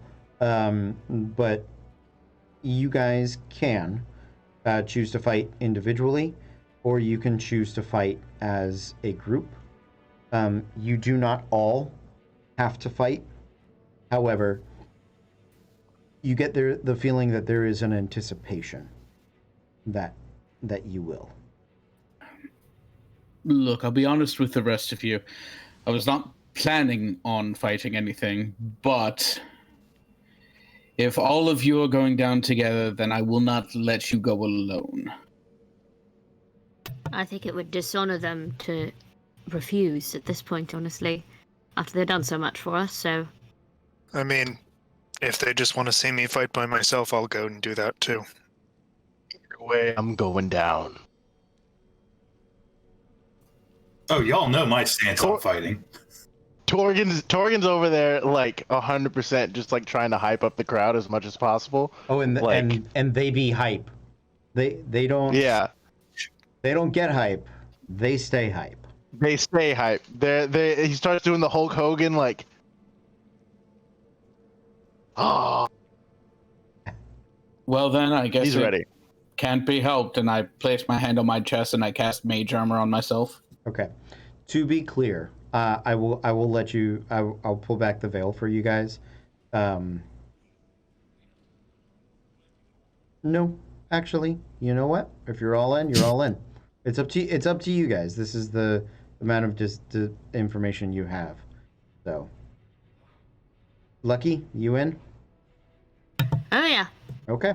I know that those three are in. So Valis is in as well. She has great respect for the dwarves, and if they've been excited about the fight, then she is ready for the fight.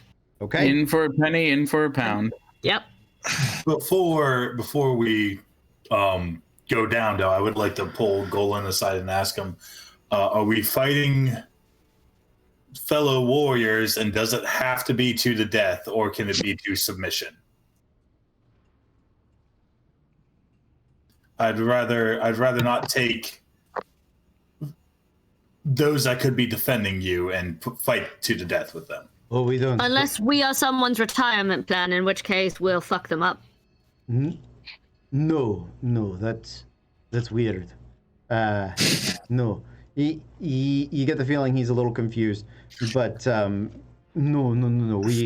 We only pit ourselves against the enemies of the shadow. Against the Good. shadow, Good. as enemies against the shadow. With weapons? Whatever you have. Look at Bob. Bob will toss you your weapons. Question: does Bob have to toss me the weapons, or can I just call them back to me if they're technically still attuned? He's got them like That would- in his But like, belt. So But, like, what as a long as he fucking gets them baller off the move. belt, you can have them. Yeah, sure. You can call them. Absolutely. Well, no, you technically need one to call the other. Correct. If he you if he can call tosses them. me one, I call Yeah. the other one, Yeah. and call just sort of say to myself, "I am still worthy." them. Yeah. Be worthy. You be worthy, buddy. Okay. Let's get into it, shall we? You guys are given a moment as the crowd cheers and begins to chant and laud your bravery. You guys are allowed a moment if you have anything else you would like to cast before the fight begins. Now is your opportunity. I grab the Stephanie McMahon lookalike dwarf Okay. from earlier in the thing, and I've got everything planned out. Okay. Okay. Tell me about it. Oh, this is all has to happen. I'm the main event when I have to enter last because Okay. I'm the king of kings. y'all have had weird pillow talk the last week, I am guessing. Like, you know, like, should the day ever come when we have a fight, I'd like to tell you what you should do for me.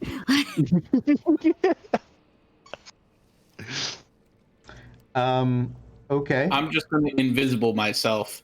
Okay. You turn invisible. Let's hear the entrance because I think we're ready for it. Oh, okay. As I enter, first off, the dwarven musicians that I found a while ago start gathering along the edge of the pit, and all of a sudden you just hear a big like power chord like. And then all of a sudden, one guy just comes up and goes, "On your knees, dog, turn it."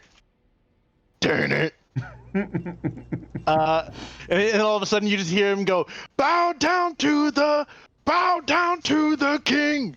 And it's a bunch of crazy, awesome power chords, and it's just, and he comes out, and on his shoulders with a random, like pennant with a orc head, no offense to Shaq, with a like an orc skull kind of put on it, waving in the background. Torgan walks out with the dwarven woman on his shoulders, and he's just like, yeah, and the whole song is just it's glorious. This is his WrestleMania entrance. Yeah. Absolutely. This is absolutely his WrestleMania entrance. You can't call it glorious. That's already taken. Yeah. That is already taken. Okay. So you guys are in the room. You guys are ready. There are 1, 2, 3, 4, 5 of you. So that means we are going to need. Yeah. Got it.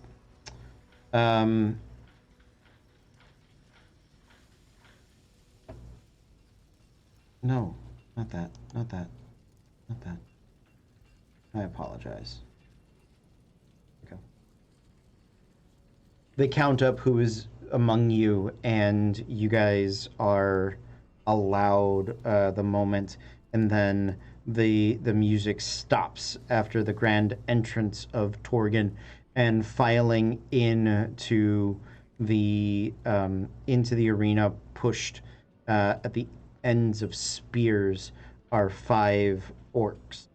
Shaq, you recognize that one of them is a monstrous amalgamation that has been bred by the shadow to have these sort of wicked horns and odd spikes about him. The others are more elite soldiers than so it is a 5-on-5. Normally you guys have been outnumbered sort of 2-to-1 at least in most of your orcish encounters, but this is a 1-on-1 equal numbers. Dwarves fight fair. So with that, we will flip for initiative.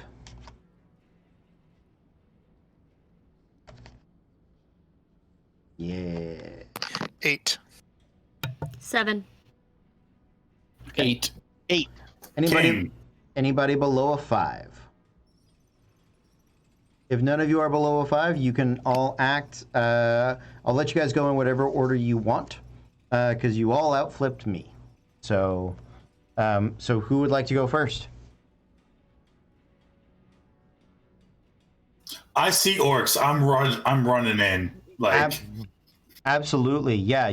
So the crowd is cheering as the orcs enter. They sort of boo, and the music gets low. And Laroon, you take off on a rush. There are 5 of them. One of them is clearly much bigger than the rest of them, and then the others sort of there's 2 and 2. 2 are slightly smaller, a little lither, and 2 are sort of elite soldiers that you've seen and have fought before. Who would you like to target?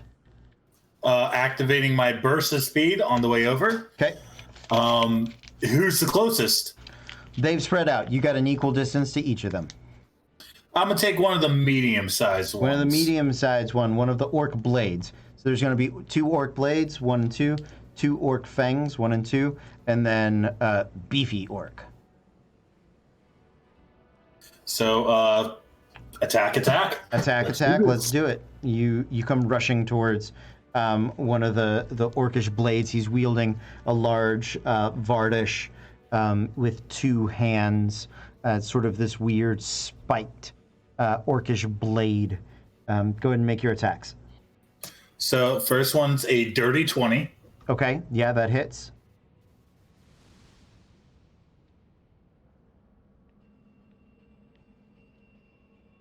For 11 points of radiant damage. Okay.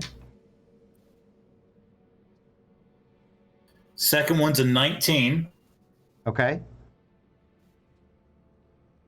For max damage of 13 points of radiant damage. Okay. What was the first damage you did? 11. 11 and 13 for a total of 24. What else you got? Burst of speed action. Okay. Attack. Yeah. For a 15. 15 does hit. All of their armor, they have some shredded, weak hide on, all of them. So all of their armor classes are 14 across the board. For 10 points of radiant damage. Okay, nice. He is well bloodied, and with every strike of your hammer, there is a flash of light that makes the crowd sort of ooh and ah, having never seen sort of the bright blasts of this this radiant hammer. Who is up next? I'll go. Okay. Oh, you go? No, you can go ahead. Go ahead. Do whatever you want. I'm just shooting. It's real clean and easy. So I'm just gonna try and wail on these people. With my longbow. Nice. I'm gonna hit the one that is well and bloodied. Okay, the same one that Laroon goes charging after. Go for it. That's a 16 to hit. Okay, yeah, that'll hit. Great, amazing, and that is. Why am I rolling an extra d6? I shouldn't be rolling an extra d6. just a D8 and I add things. Okay.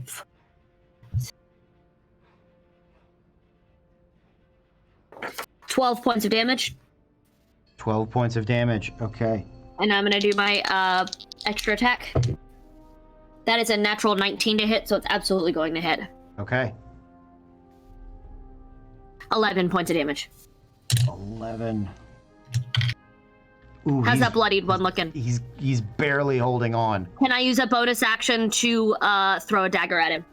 Yeah, I think your quiver allows you bonus action shoot. It does. You didn't say anything about it.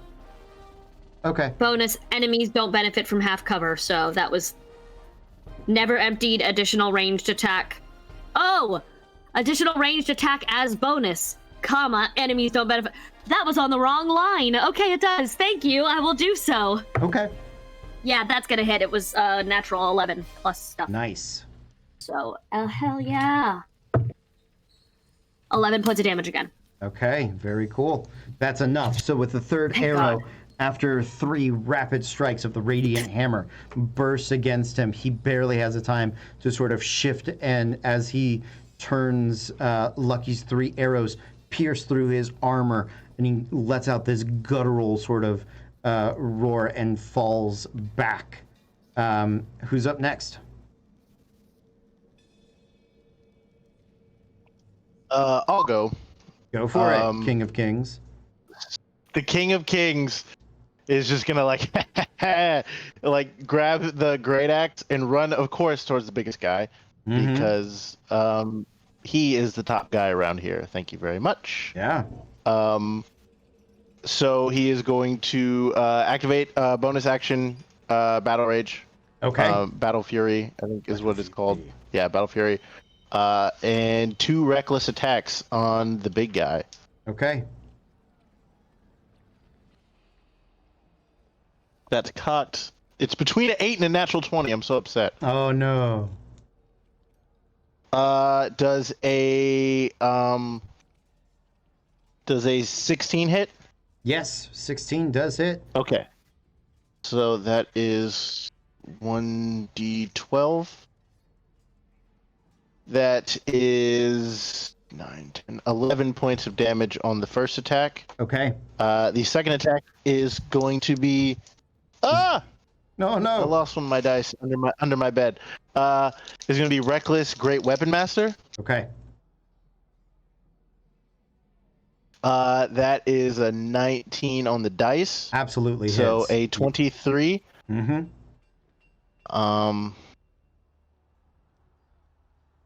That is 13, 14, 15, 25 points of damage on the second attack. Ooh, nice. And that will do it for my turn as he smirks, and I'm going to dive under my bed to try and find my dice. Good I'll be luck. back. Yeah, so the 2 big hits, the largest orc sort of then growls through it, but he is not put down yet. Who's up next? Shaq or... Shaq. Okay, Shaq. Seeing the, what did you say, Orc Blade was the one who got killed? Yeah, one of the orc blades is dropped. I'm going to stare down the other one. I'm going to start running at him and throw the axe Okay. as my first attack. That is a 12 plus 7, so that's 19. Okay. I'll see if the second attack, because I'm going to then call it back and throw the other one, Mm-hmm. and then I'll roll all the damage together. 17 plus hits. Yeah, both hit. And those are D8s, yes? Yes. That is 7 plus 4 for the first one, and 7 plus 4 for the second one. Okay, so 22 points total. And that is all while running up, so that when I'm there, as my bonus action, Flurry of Blows. Nice. 13 plus 6, 19. That'll hit. And that is Flurry of Blows. Oh, it's 3 attacks, right? Yeah. No, 2. 2 unarmed attacks with flurry of blows. 1 armed attack if you don't spend the keep. Yeah, without it. Correct. So 7 plus 6 is 13. So that does not hit, I'm assuming. That one does not. Yeah, 14 is the armor Okay. class, so it just falls shy. But as the two axes come flying through the air and meet their target, the dwarves are cheering uproariously. And when you go to sort of knee, elbow, headbutt, whatever it may be, they sort of ooh, but in like a ooh, I didn't expect that. Like, really big orc just kicked a man in the face. Yeah. That's ooh. Absolutely. Valis, you're up.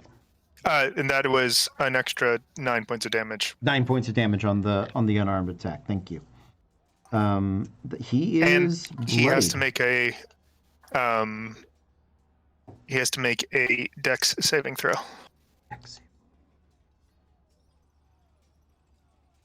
Sorry. Oh, that's a terrible battle music. I'm sorry, guys. Dex saving throw. Fails hard. He is knocked prone. He is knocked prone. Okay. Valis, you're left. I'm going to walk up where nobody can see me. Okay. Because I'm invisible. You are. So no one knows what's going on. I am going to get within. How big is the arena? 40 feet 40 feet diameter. Oh, okay. So no matter where I am, so I'm just going to walk up about to the nearer to the center of the arena, and I'm going to drop invisibility. So I'm just going to appear in the middle. Yeah. I am going to cast a 3rd level hold person, and I'm going to cast it on big guy right in the middle. Okay. And one of the, not the blades, but what the other orcs? Yeah, one of the fangs. One of the fangs, yes. So big guy and the fangs, and I'm going to spend 3 sorcery points to heighten it for big guy, so he rolls a disadvantage for this wisdom throw. Okay. Big Guy and the Fangs album dropping this summer. Here we go. As long as the release time is midnight. Yeah. So the largest orc fails, and then a wisdom saving throw for the fangs is going to fail as well. I believe. Yeah, it's 15. They got me to beat. Oh, absolutely, they fail. Right. So that was for 2 targets, correct? That was 2 targets, correct? 2. Okay. 2. Got it. Yeah. 2. But And yes. then I'm going to spend another sorcery point to quicken a spell, and I'm going to cast a Eldritch Blast. Okay. And then good. I'm going to blast them at the fang that I didn't hold. that I got didn't you. hold. Yep. So fang number 2 is held. Fang number 1 is about to get Eldritch Blast. Eldritch Blast. All right, that's a 14 and a 15. Both hit. Both hit. And we also say that Eric is playing the crap out of this spellcaster. Yeah. Oh yeah. yes. Ooh, there we go. 17 damage to that guy. Okay. So I kind of walk up, I poof up in the middle, I throw my hands and I cast a spell, and you see the other 2 go rigid, and then I just full Super Saiyan, like bring hands up and at the other guy. Nicely done. So yeah, the magic comes searing across the room. The crowd erupts in sort of shock and surprise and cheers as you guys have really put a number on these orcs early on. However, it is the orcs' turn. So the one fang that is still able to move is going to come wrapping around towards Shaq. You being a traitor, have incurred the greatest of their wraths. So it is going to take 2 attacks against you with its was it short sword? So nope, wrong tab. That one. 2 attacks.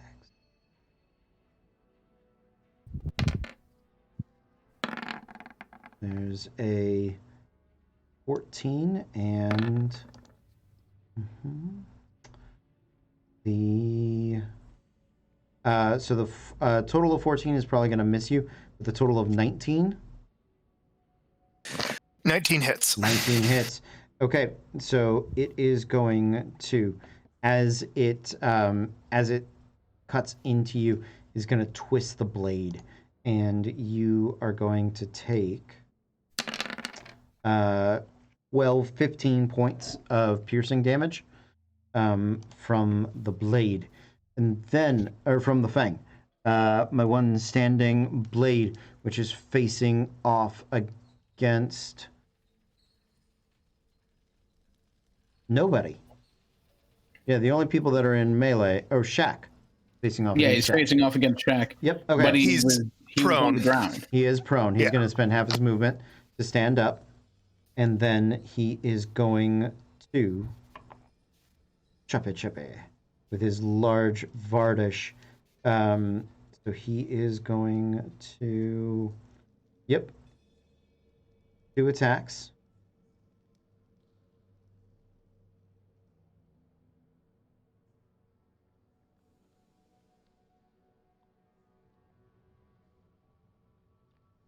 Okay, he's going to make 2 attacks. And then he's going to use the Orcish Rally to give 3 of his allies attack. So against Shaq, neither of those is going to hit. He swung for crap. But in his rage, he is going to let out a war cry. The thing that hit Shaq already is going to try again. Did this in the wrong order, but order matters. The 21 will hit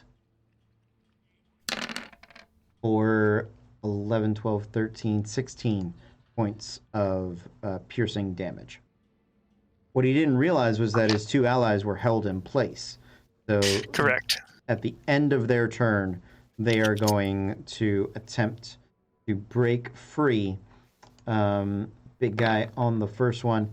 So the larger orc rolls a natural 18. He breaks it. Yeah, he breaks it. And even with his -1, 18 -1 for 17, still breaks it. And then the other fang rolls a 12. Rolls a 12. So he does not. He does not. He is still stuck. That is it for them. New round, new card. Ace. Ace. Joker. Queen. 6. Queen. I am on Jack. I am on a king. So, Shaq and Laroon, you guys are up first. Shaq, I do believe you have the higher dex, so Probably. It's +3, so. yeah. Okay. Then I will. The guy who hit me. Yeah. Yeah, he's gonna get 2 attacks. Okay, let's do it. 17 and then a 10. So 1 attack hits with the axes. And that's a D8. That's not a D8. Where's the D8? D8, where did you go? Yeah, seriously. Where did it go? Well, that's why we have more dice around, kids. Boop. That is 4 plus 4. So that's 8 points of damage. Okay. 8 points of damage. And then I am going to just normal martial arts him. Okay, go for it. That is a 14. 14 does hit. All right. 1d6 plus 3. So that is 5 points of damage. Okay, nice. And I would, Go ahead. What? Yeah, I'd like to step the wind and disengage. I think it's a bonus action to use Step of the Wind, isn't it? It is. You are correct. Yeah, and so your martial arts Martial arts a is bonus action. So you can have those correct. 5 points Correct. of damage back if you want a Step of the Wind. Correct. I will take those 5 points of damage and consider them not hit, and I will step the wind. Okay, so you back away. The guy is unable to take the swing at you. You get 30, 40 feet away. You are too fast to. You can come back as much as you want. So Great. okay, Laroon, I'm gonna hit the thing. hit the thing. Well, the thing you were hitting has dropped. So what thing would you like to go after? There is a second blade. There's a fang, and then the other two guys have just frozen. Except now the biggest dude looks like he's back moving again. Torgen's got the big dude. Okay. So the one that shouted earlier, I'm Yeah. going to shout back in Orcus, just fuck you, and try to hit him. All right. That's going to be an 18 Hits. for 9 points radiant. Radiant. Okay. That's a natural 18 Natural 18. All right. Nice. for another 9 points. Burst of speed action.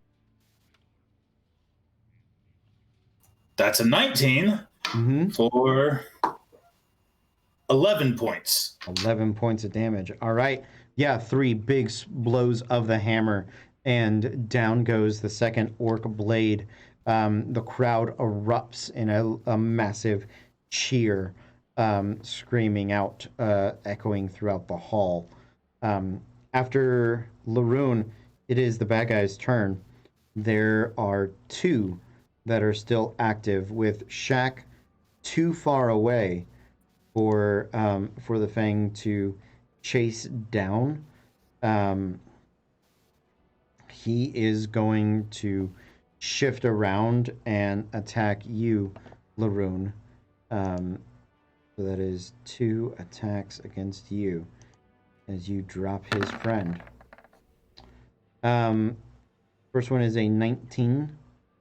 Nope. Then neither of them hit. And then it is the Arok. He is going to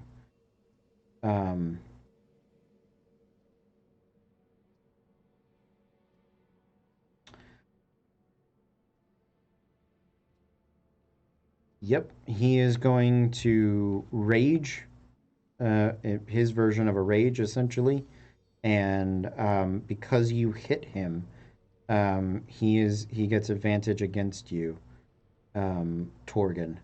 And so he is going to make 3 attacks. He already got out of the hold person? Yeah, he got out of the held person on his first turn. So 3 attacks. Boo. 2 attacks Yep. with advantage here. Well, he gets all attacks with advantage. I attacked recklessly. Oh, you did reckless. Okay, so that makes it easier for him. First one is a 19. Well, it hits. Second one is a 26. Yeah, that definitely hits. And then the third one is a 25. So that is 3 hits, and he is going to with his giant Vardash. So this is going to hurt. yes, it is. Fortunate.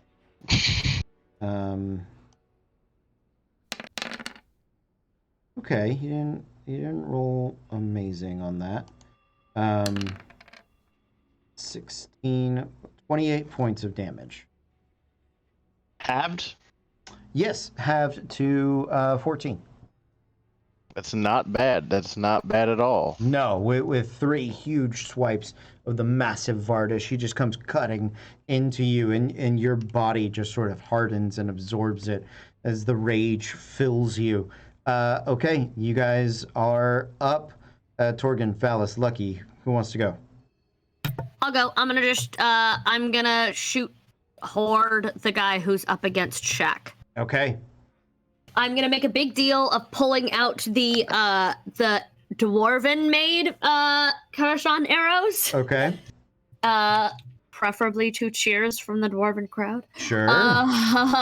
She's gonna make a show of putting that son of a bitch on. Yeah, you hear one of the smiths going, "That's my arrow! Yeah. That one is mine! I made it." Sorry, That's a dirty 20 to hit. that'll hit. Yeah. And then this guy's next attack is at disadvantage, by the way. Okay. Because of that arrow. That's what they do. Okay. And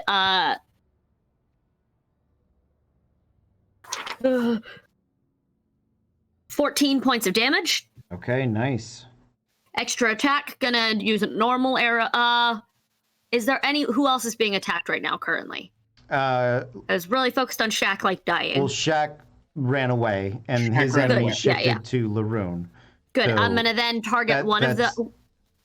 So there's 2 active guys. That guy, the one you shot, and the large Tanaruk. Good. I'm going to use another one to target the one of the Laroon guys, the large one. Okay. Yeah.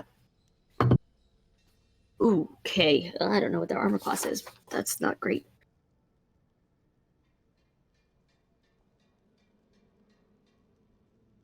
$15 to hit. Yeah, that hits. Oh, good. Amazing. Okay. So also with one of those arrows. So yay, cheers from the crowd. Okay. I mean, it's the same guy. Then I'm hitting a different guy. I'd like to make sure to inflict disadvantage on 2 of them is what I'm trying to do. Okay. Still hits. Roll your damage. Thank you. Yes. 11, 12, 13, 14, 15, 16 points of damage. Okay, got it. Bonus action, a shot with a normal arrow at whichever of them looks worse. Okay, understood. Amazing. So, Cody, Yes. the cloak that I'm now wearing, Mm-hmm. I can cast all my evocation, so all my healing spells have -1 unless they're first level healing spells, correct? Correct. So my 2 first level healing spells, it now doesn't make sense not to cast them at 2nd level, correct? Correct. Beautiful. That's just what I wanted to make sure. I'm going to lazily saunter second. my way over. Before you do that, Valis, what was the damage on the sorry. 3rd hit? Thank you. It was 12. It was 12 to hit. I didn't get a chance to roll 12 did damage not yet. hit. Yeah. Thank you. That's what I was. 14 Thank you. is their armor class. Great. Thank you. Okay. My apologies, Caitlin. I thought you were finished. That's my bad. Okay. So you lazily make your way. Yes, I saunter over to Shaq and I cast Cure Wounds at 2nd level on him. Mm-hmm.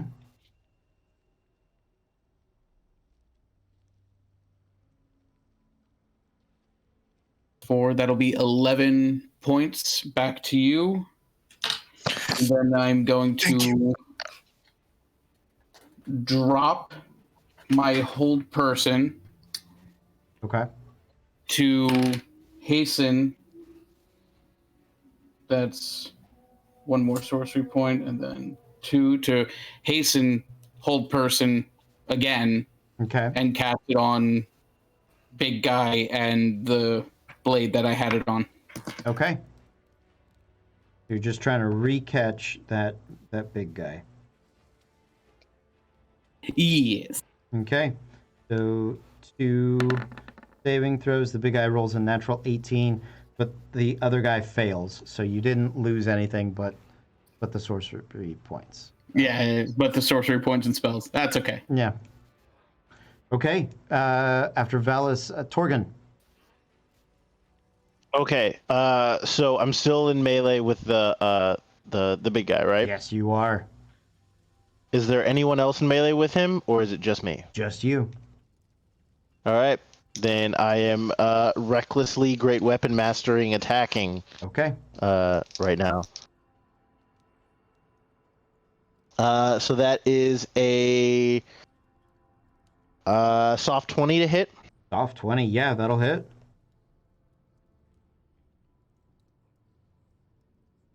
6 plus 6, 12 plus 2, 14, 24 points of damage on the first attack. Okay.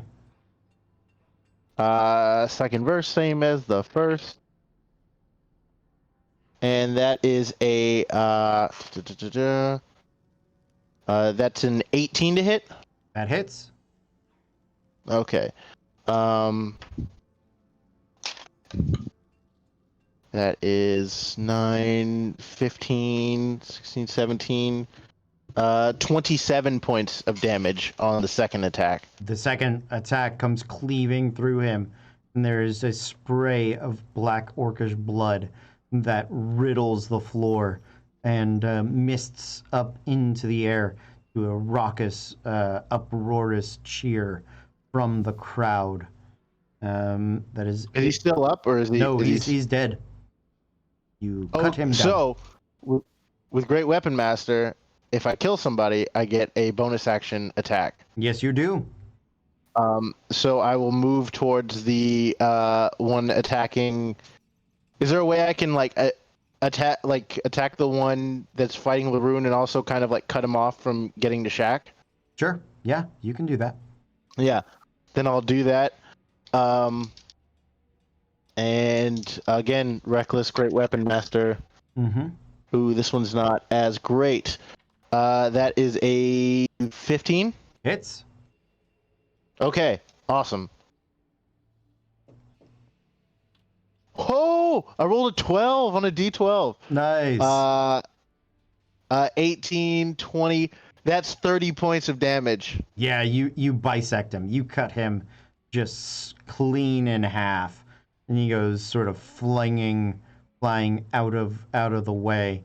That is it for Torgen. I think that's it for everybody this round. New round. 9. 9. Jack. 10. I think Queen. you guys are all Ace. nicely done. You're all above me. So Ace up first. Go for it. Okay. So what's left? One dude that has hold person cast on him. Oh yes, I'm so happy. So he's paralyzed. That means all melee attacks within 5 feet are automatic crits, right? Is he paralyzed under hold person? Let me I double believe check. so. I believe I know they have advantage, but I'll double check. Be paralyzed for the duration. And paralyzed Be means paralyzed for the duration. any Yep. attack hit, critical hit. Yep, if you're within 5 feet. Yes, sir. Yes. So reckless. Well, no, I don't need to go reckless, but Great Weapon Master. Yeah. So do I have? I don't think I have brutal critical yet either. I don't think so. I do not. But so I will roll 2 d12s. Well, roll to hit first, if you don't mind. Okay. I Yeah. mean, Sorry. just for my sake. Yeah. Yeah, you're right. Reckless, Great Weapon Master. Oh, well, there you go. Because I definitely missed on the first attack. Okay. Because I rolled an 8. Yeah. Second attack. That's much better. So it's an 18 on the dice. There you go. Torgen, the first attack. There's orc blood in your eye. How can you be expected to continue killing with orc blood in your eyes? That's unacceptable. Unacceptable. Ooh, that's not great. 6, 7, 8. Plus 2, 10. Plus another 6, 16, 26 points of damage. 26 on points the of damage. first- Yeah. Nice. And because I crit, I also get an extra attack with Great Weapon Master. Okay. Well, you cut him. You reduce his hit points literally by half. So Okay, this one should hit. I think that's a 16. 16 would hit. Yep. Yes. Come on, roll better on damage this time. Don't me now. That is much better. So that's 20 plus 2, 22 plus 6, 28 plus another 10, 38 points of damage on the bonus action attack. Torgan, that's showtime. So, I'm so excited. Because this time, while he's held, I will then, I'll hit him with the broadside of my axe, kick him in the stomach, and so he doubles over, and I hook both of his arms, and then and then drive his head into the ground, in a very pedigree-like fashion. Absolutely, yeah. And then after all of it, I will then just crotch chop the hell out of him.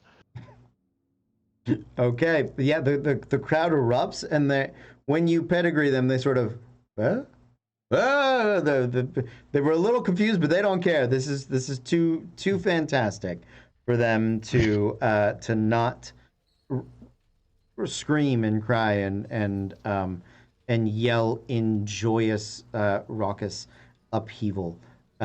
Nicely done, guys. You guys are the great staff of the door rings out, and you guys are applauded as you're led out to have your wounds tended to. There's a giant feast that evening, and Torgan, you have a dwarven harem, I suppose, given the fantastic performance that you gave. Only in my dreams and D&D. Well, yeah, pretty much. You guys have a wonderful night. It is perhaps the most life-affirming moment you guys have had, definitely since you've been on this trip, but maybe in your lives. There is something about the way the dwarves live that affirms both the shortness, the brutality, but also the joy of living.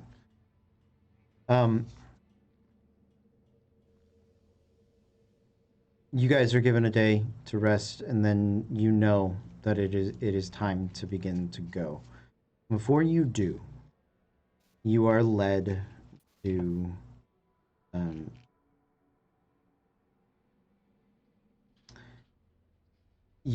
the hold of the home of Valus's friend.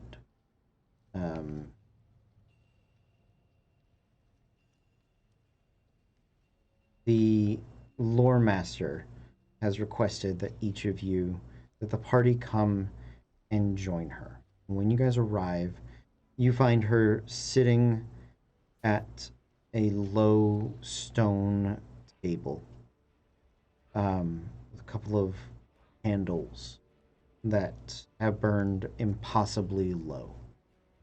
And in the middle of the table is a pile of stones, each of them smooth, near identical, no markings to sort of distinguish them from each other.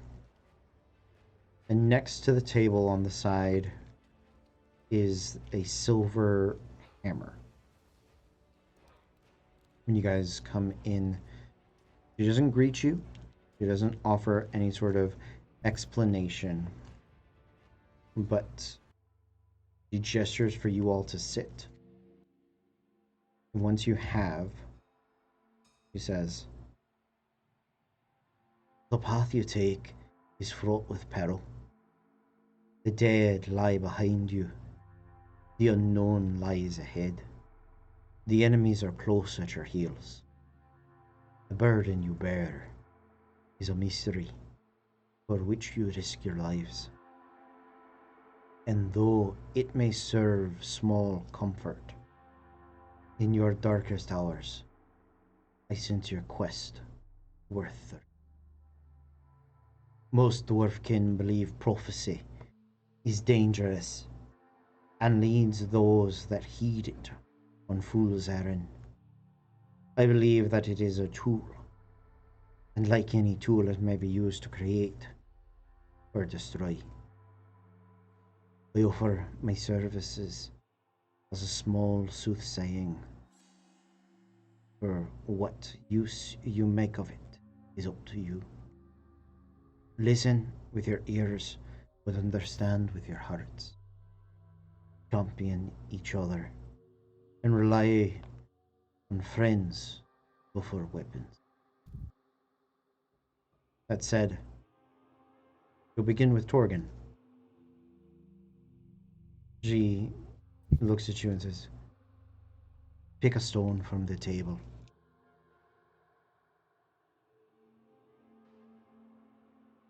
What stones are available? Do they all look very similar, or is there one that looks slightly different? They all look very similar. It is a ring of stones. There are about 20 of them on the table. They are all sort of a grayish stone. If you sort of place your hand out and kind of feel around them, you get the feeling she doesn't necessarily want you to like touch them. But to just sort of indicate it, you can feel a certain stone about halfway across the table, just to the right, that kind of pulls at you. But you can. I will go ahead and pick that one. Okay, yeah, you can pick that one, or if you would just want to roll a random d20, I guess you could do that too.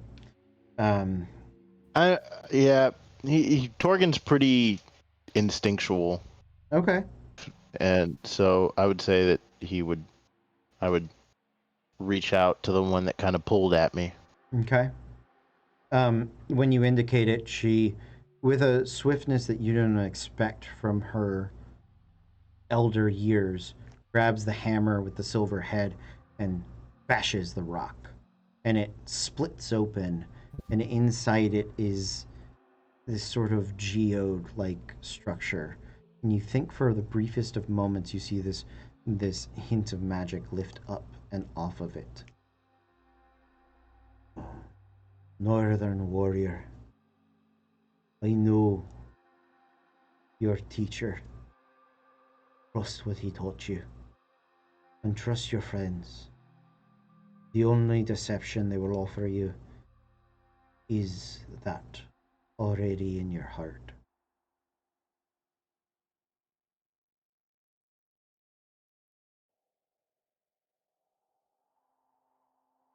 Master. Well, that's good enough for me. Next, she will indicate you, Valis. Choose a stone.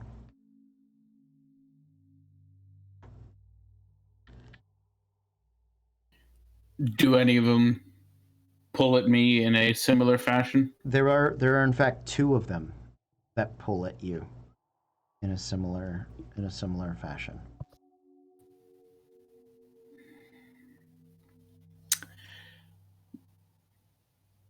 Any distinguishing feature so I can pick one versus the other, or just say I pick one, obviously. So, well, one of them scratches at your fingertips. That one of them almost gives you a taste on your lips, almost like mint, and sort of on your tongue, and your lips sort of thrum and your fingers itch. And the other, when you near it, you hear a whistling wind, and the air begins to smell of the trees of Erythor. Ooh, I'm picking that one. Okay.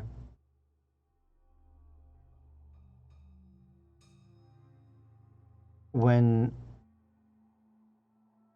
she looks at it and she smiles, and she will hammer it for you. And it again splits open, There is sort of a small, faint, clear white crystalline nature to it. And you fear your hunters, but would fight for freedom. Do not lose your heart, but know that your home lies for your feet. All paths tread by the Witch Queen's servant.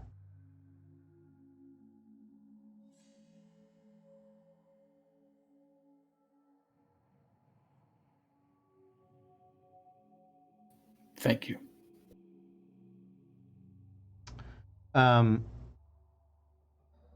Laroon, you're next, and as you come to the table, there is one stone that pulls at your hands. But you do have the choice to grab another should you decide so. I'm curious as to the one that pulls at me, so I'll pick that one. Okay.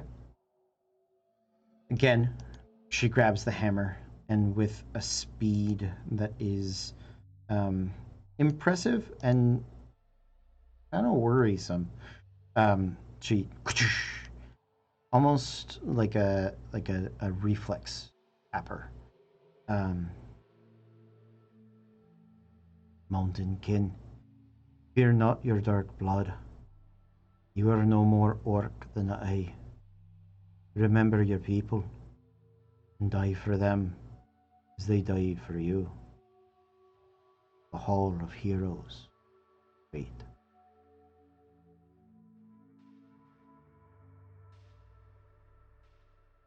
She'll look at Lucky.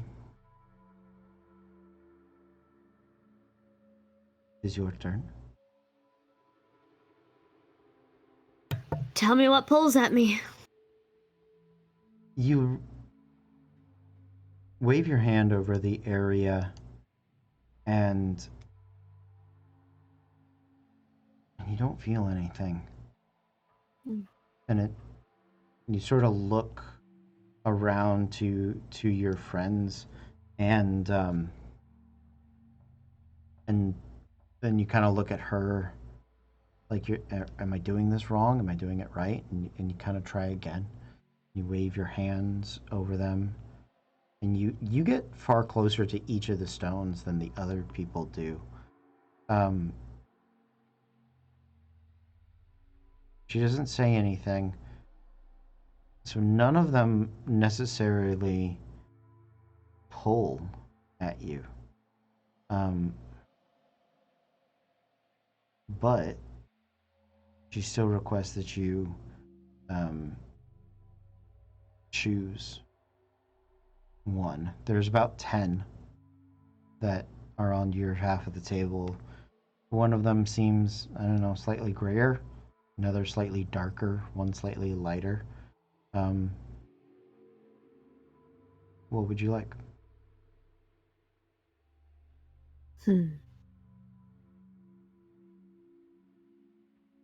There's 10. Mm-hmm. She's gonna go with the fourth one from the left. Fourth one from the left. Mm-hmm. Okay.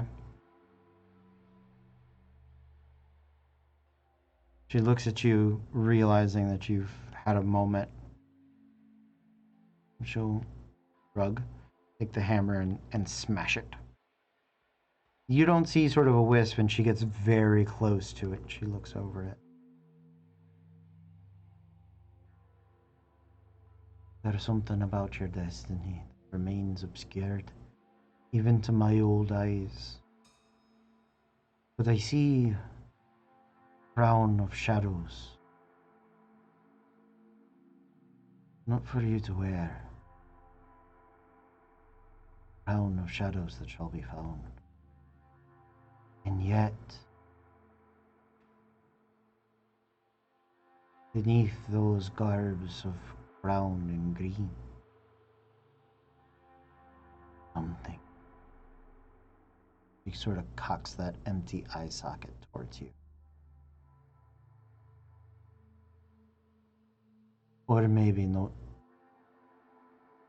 I'm not sure if you've decided. And she looks to Shaq. Last but not least, honored guest. Puts his hand up, see if he feels a pull. Similarly, he doesn't. How many are left, you said? 9. I rolled a 9. Okay. Okay.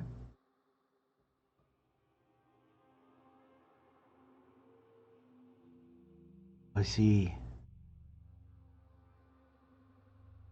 a twilight of madness. And a mother. A mother cradling her babe, orcish in blood. Holding it close as the ancestors surround her. There's something long dead simmers at the heart of orcish blood. Something far to the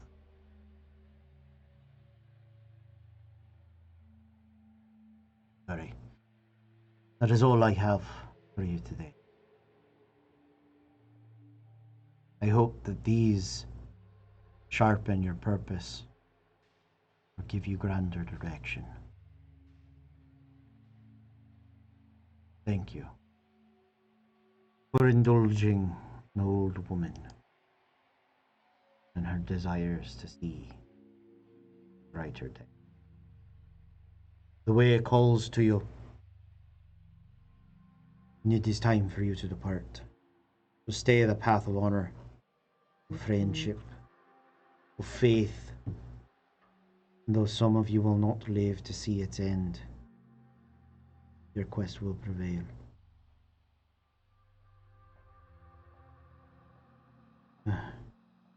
Leave me now.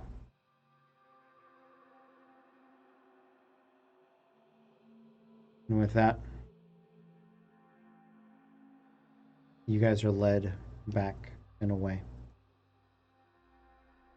Galen tells you that his best scout, Talia, will lead you guys through 3 days of hiking and will carry enough man days of food for you guys to travel that distance. They also provide you with some already made items for you to trade along your path, having honored them both in deed, in culture, and in practice. And as you guys gather up your equipment, on the morn that you begin to leave, at the exit to the clan hold, you see, standing at the edge, after the warriors have bid you goodbye, and Galen and his father clapped each of you in your hands, wishing you well, a small dwargish girl with a backpack packed, and on her hips you see the hand axes that that Laroon had traded back to the forge.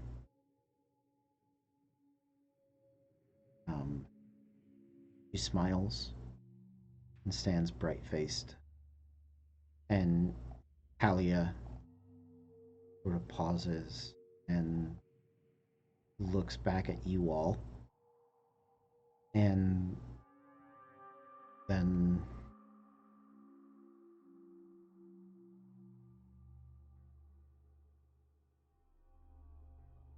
sort of steps aside.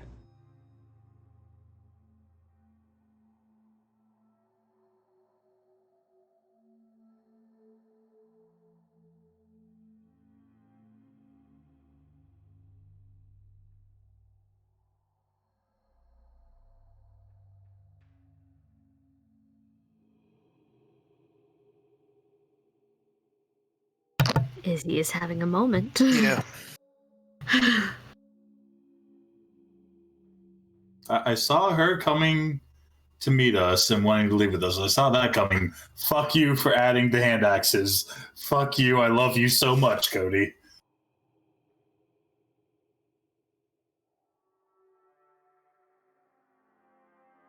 What would you like to do?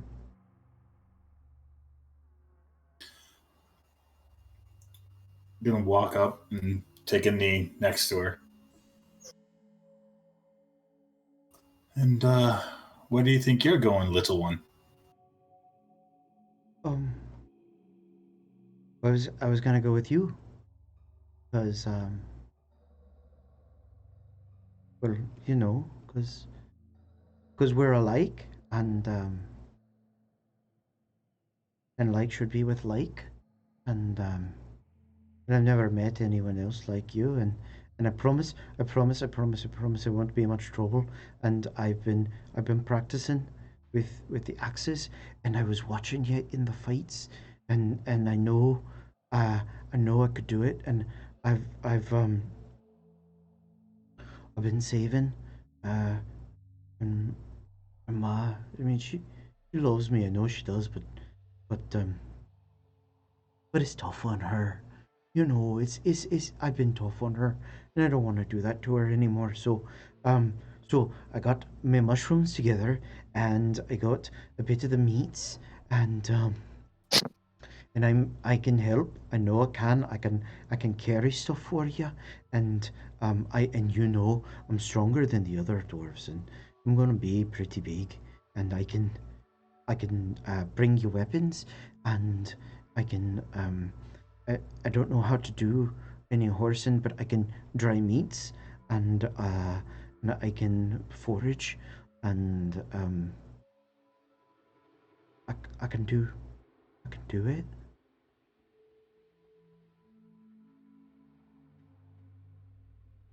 So, just so you know what I just rolled, I rolled a wisdom saving throw to plan how this conversation was going to go.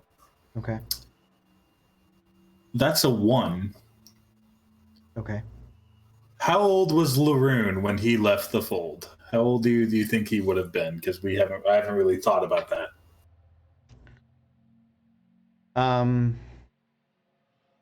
He at least would have been through puberty. They may not like dwarves, but they don't abuse them. They expect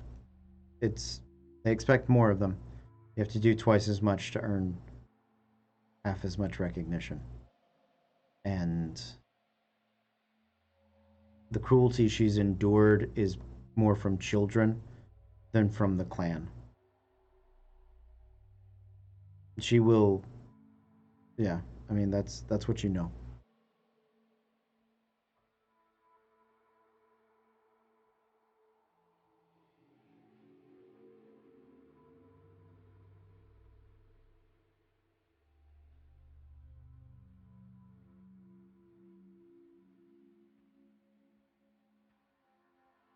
I'm trying to think of how I want to put this into words. Please bear with me a second, guys.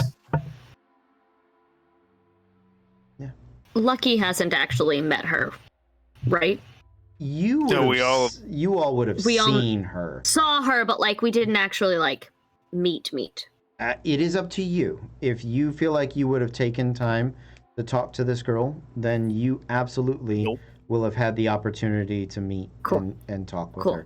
She has expressed as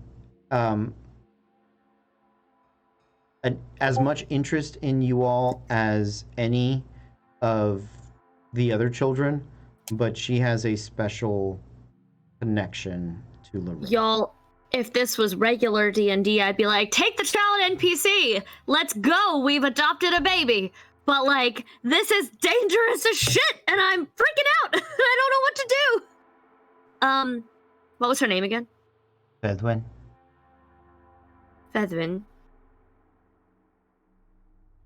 Yes? I don't think you realize how dangerous it is out here. Oh, well, I mean, maybe not. Maybe I don't. Maybe I don't. But you know, it's dangerous everywhere, and you know the way they prepare the clan hold. It's well, we're all just gonna be buried under it someday anyway. So you know, I might as well be buried with people like me. Even if it's not people, even if it's not you know, not just like me. I mean, Laroon is, but you're all so different, and I'm different too. I'm going to put my hand on her shoulder. The dice have decided for me. Okay, it's not our fault. Yeah, I know. I'm blaming my dice, and prepare for heartache. You promise you'll stay safe. I promise I'll do whatever you tell me at any point. If you tell me to hide, I'll hide, and if you tell me to run, I'll run, and if you tell me to fight, I'll fight, and if you whatever you need, I promise I can do it. I will be waiting for you, but you do need to say goodbye to your mother at the very least, and I will wait here until you're done. Oh, I mean, I left her a note, and she knows I have to go. She knows it because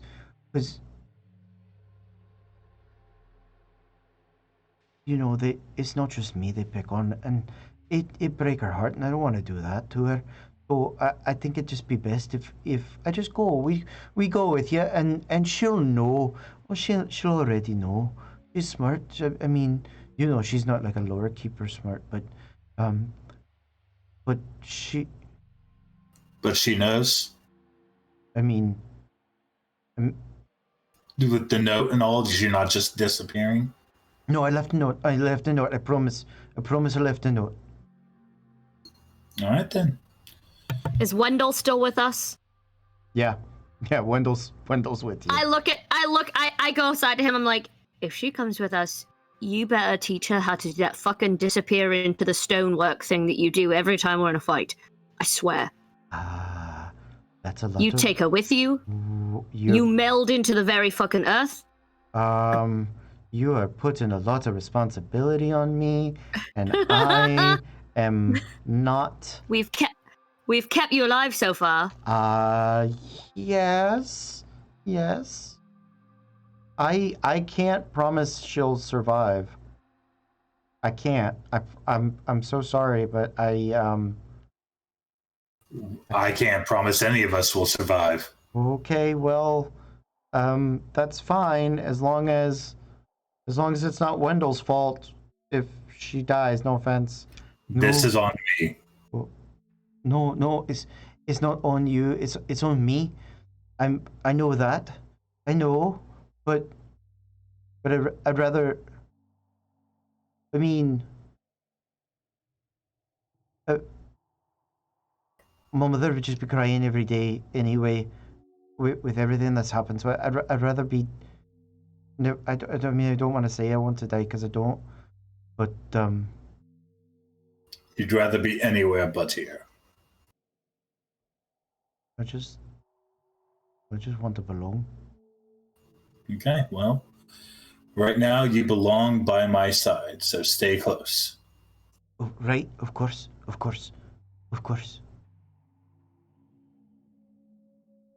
Head out. Talia sort of looks at you guys wide-eyed, but she doesn't say anything. At some point, I just kind of give her a. You don't think she would have just tried to follow us and died? At least this way we're keeping an eye on her. I would have at that age. I would have wandered off and got myself killed. Well, broken heart versus ruptured one. Which one do you prefer?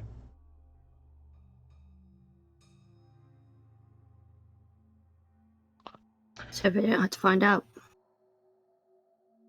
Either way, give our mother our best. Well, you are best. Let's go. Listen, maybe she'll lose the taste for the road and go back with you in a week. 3 days. We'll find out. She looks at Laroon. And she looks at Fedwin. You think that girls ever return into the storm in any way but a body bag? Well, any way but a coffin. Anyway. This way. And when she leads you guys out of the darkness into the daylight of the early morning, you watch Fedwin's face, awestruck, seeing the sky for the first time. She pauses 5 feet from the entrance to the cave, confused and crouching to hold on to the earth. Walk Thanks. forward. Sorry. Go ahead. No, please. I was gonna say I walk forward to the beyond the mouth and turn and look at her and be like, "Hey, by my side." Right, of course. Okay, let's go. And she'll up to Laroon's side. And that's where we're gonna end for tonight. Billy in the chat asks, how many bits to buy plot armor for an NPC? Asking for a friend. We will see. We will see how far you guys can carry Fedwin.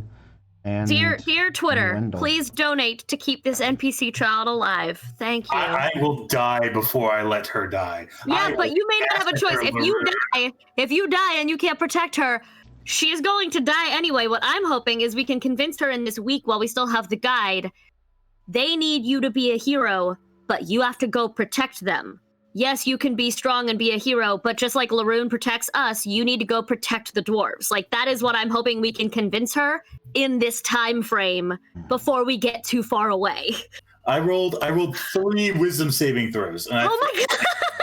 if I roll anything above a 10, she's not coming with us. But you I never rolled did you? A 1, a 3, and a 5.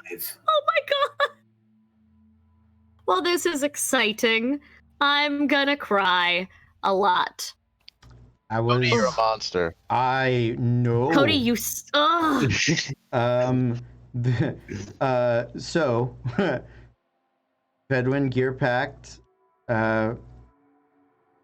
Says she has a rusty axe. I made it Laroon's axes. Yeah, that's My why. heart. Of course you did. Of course you did.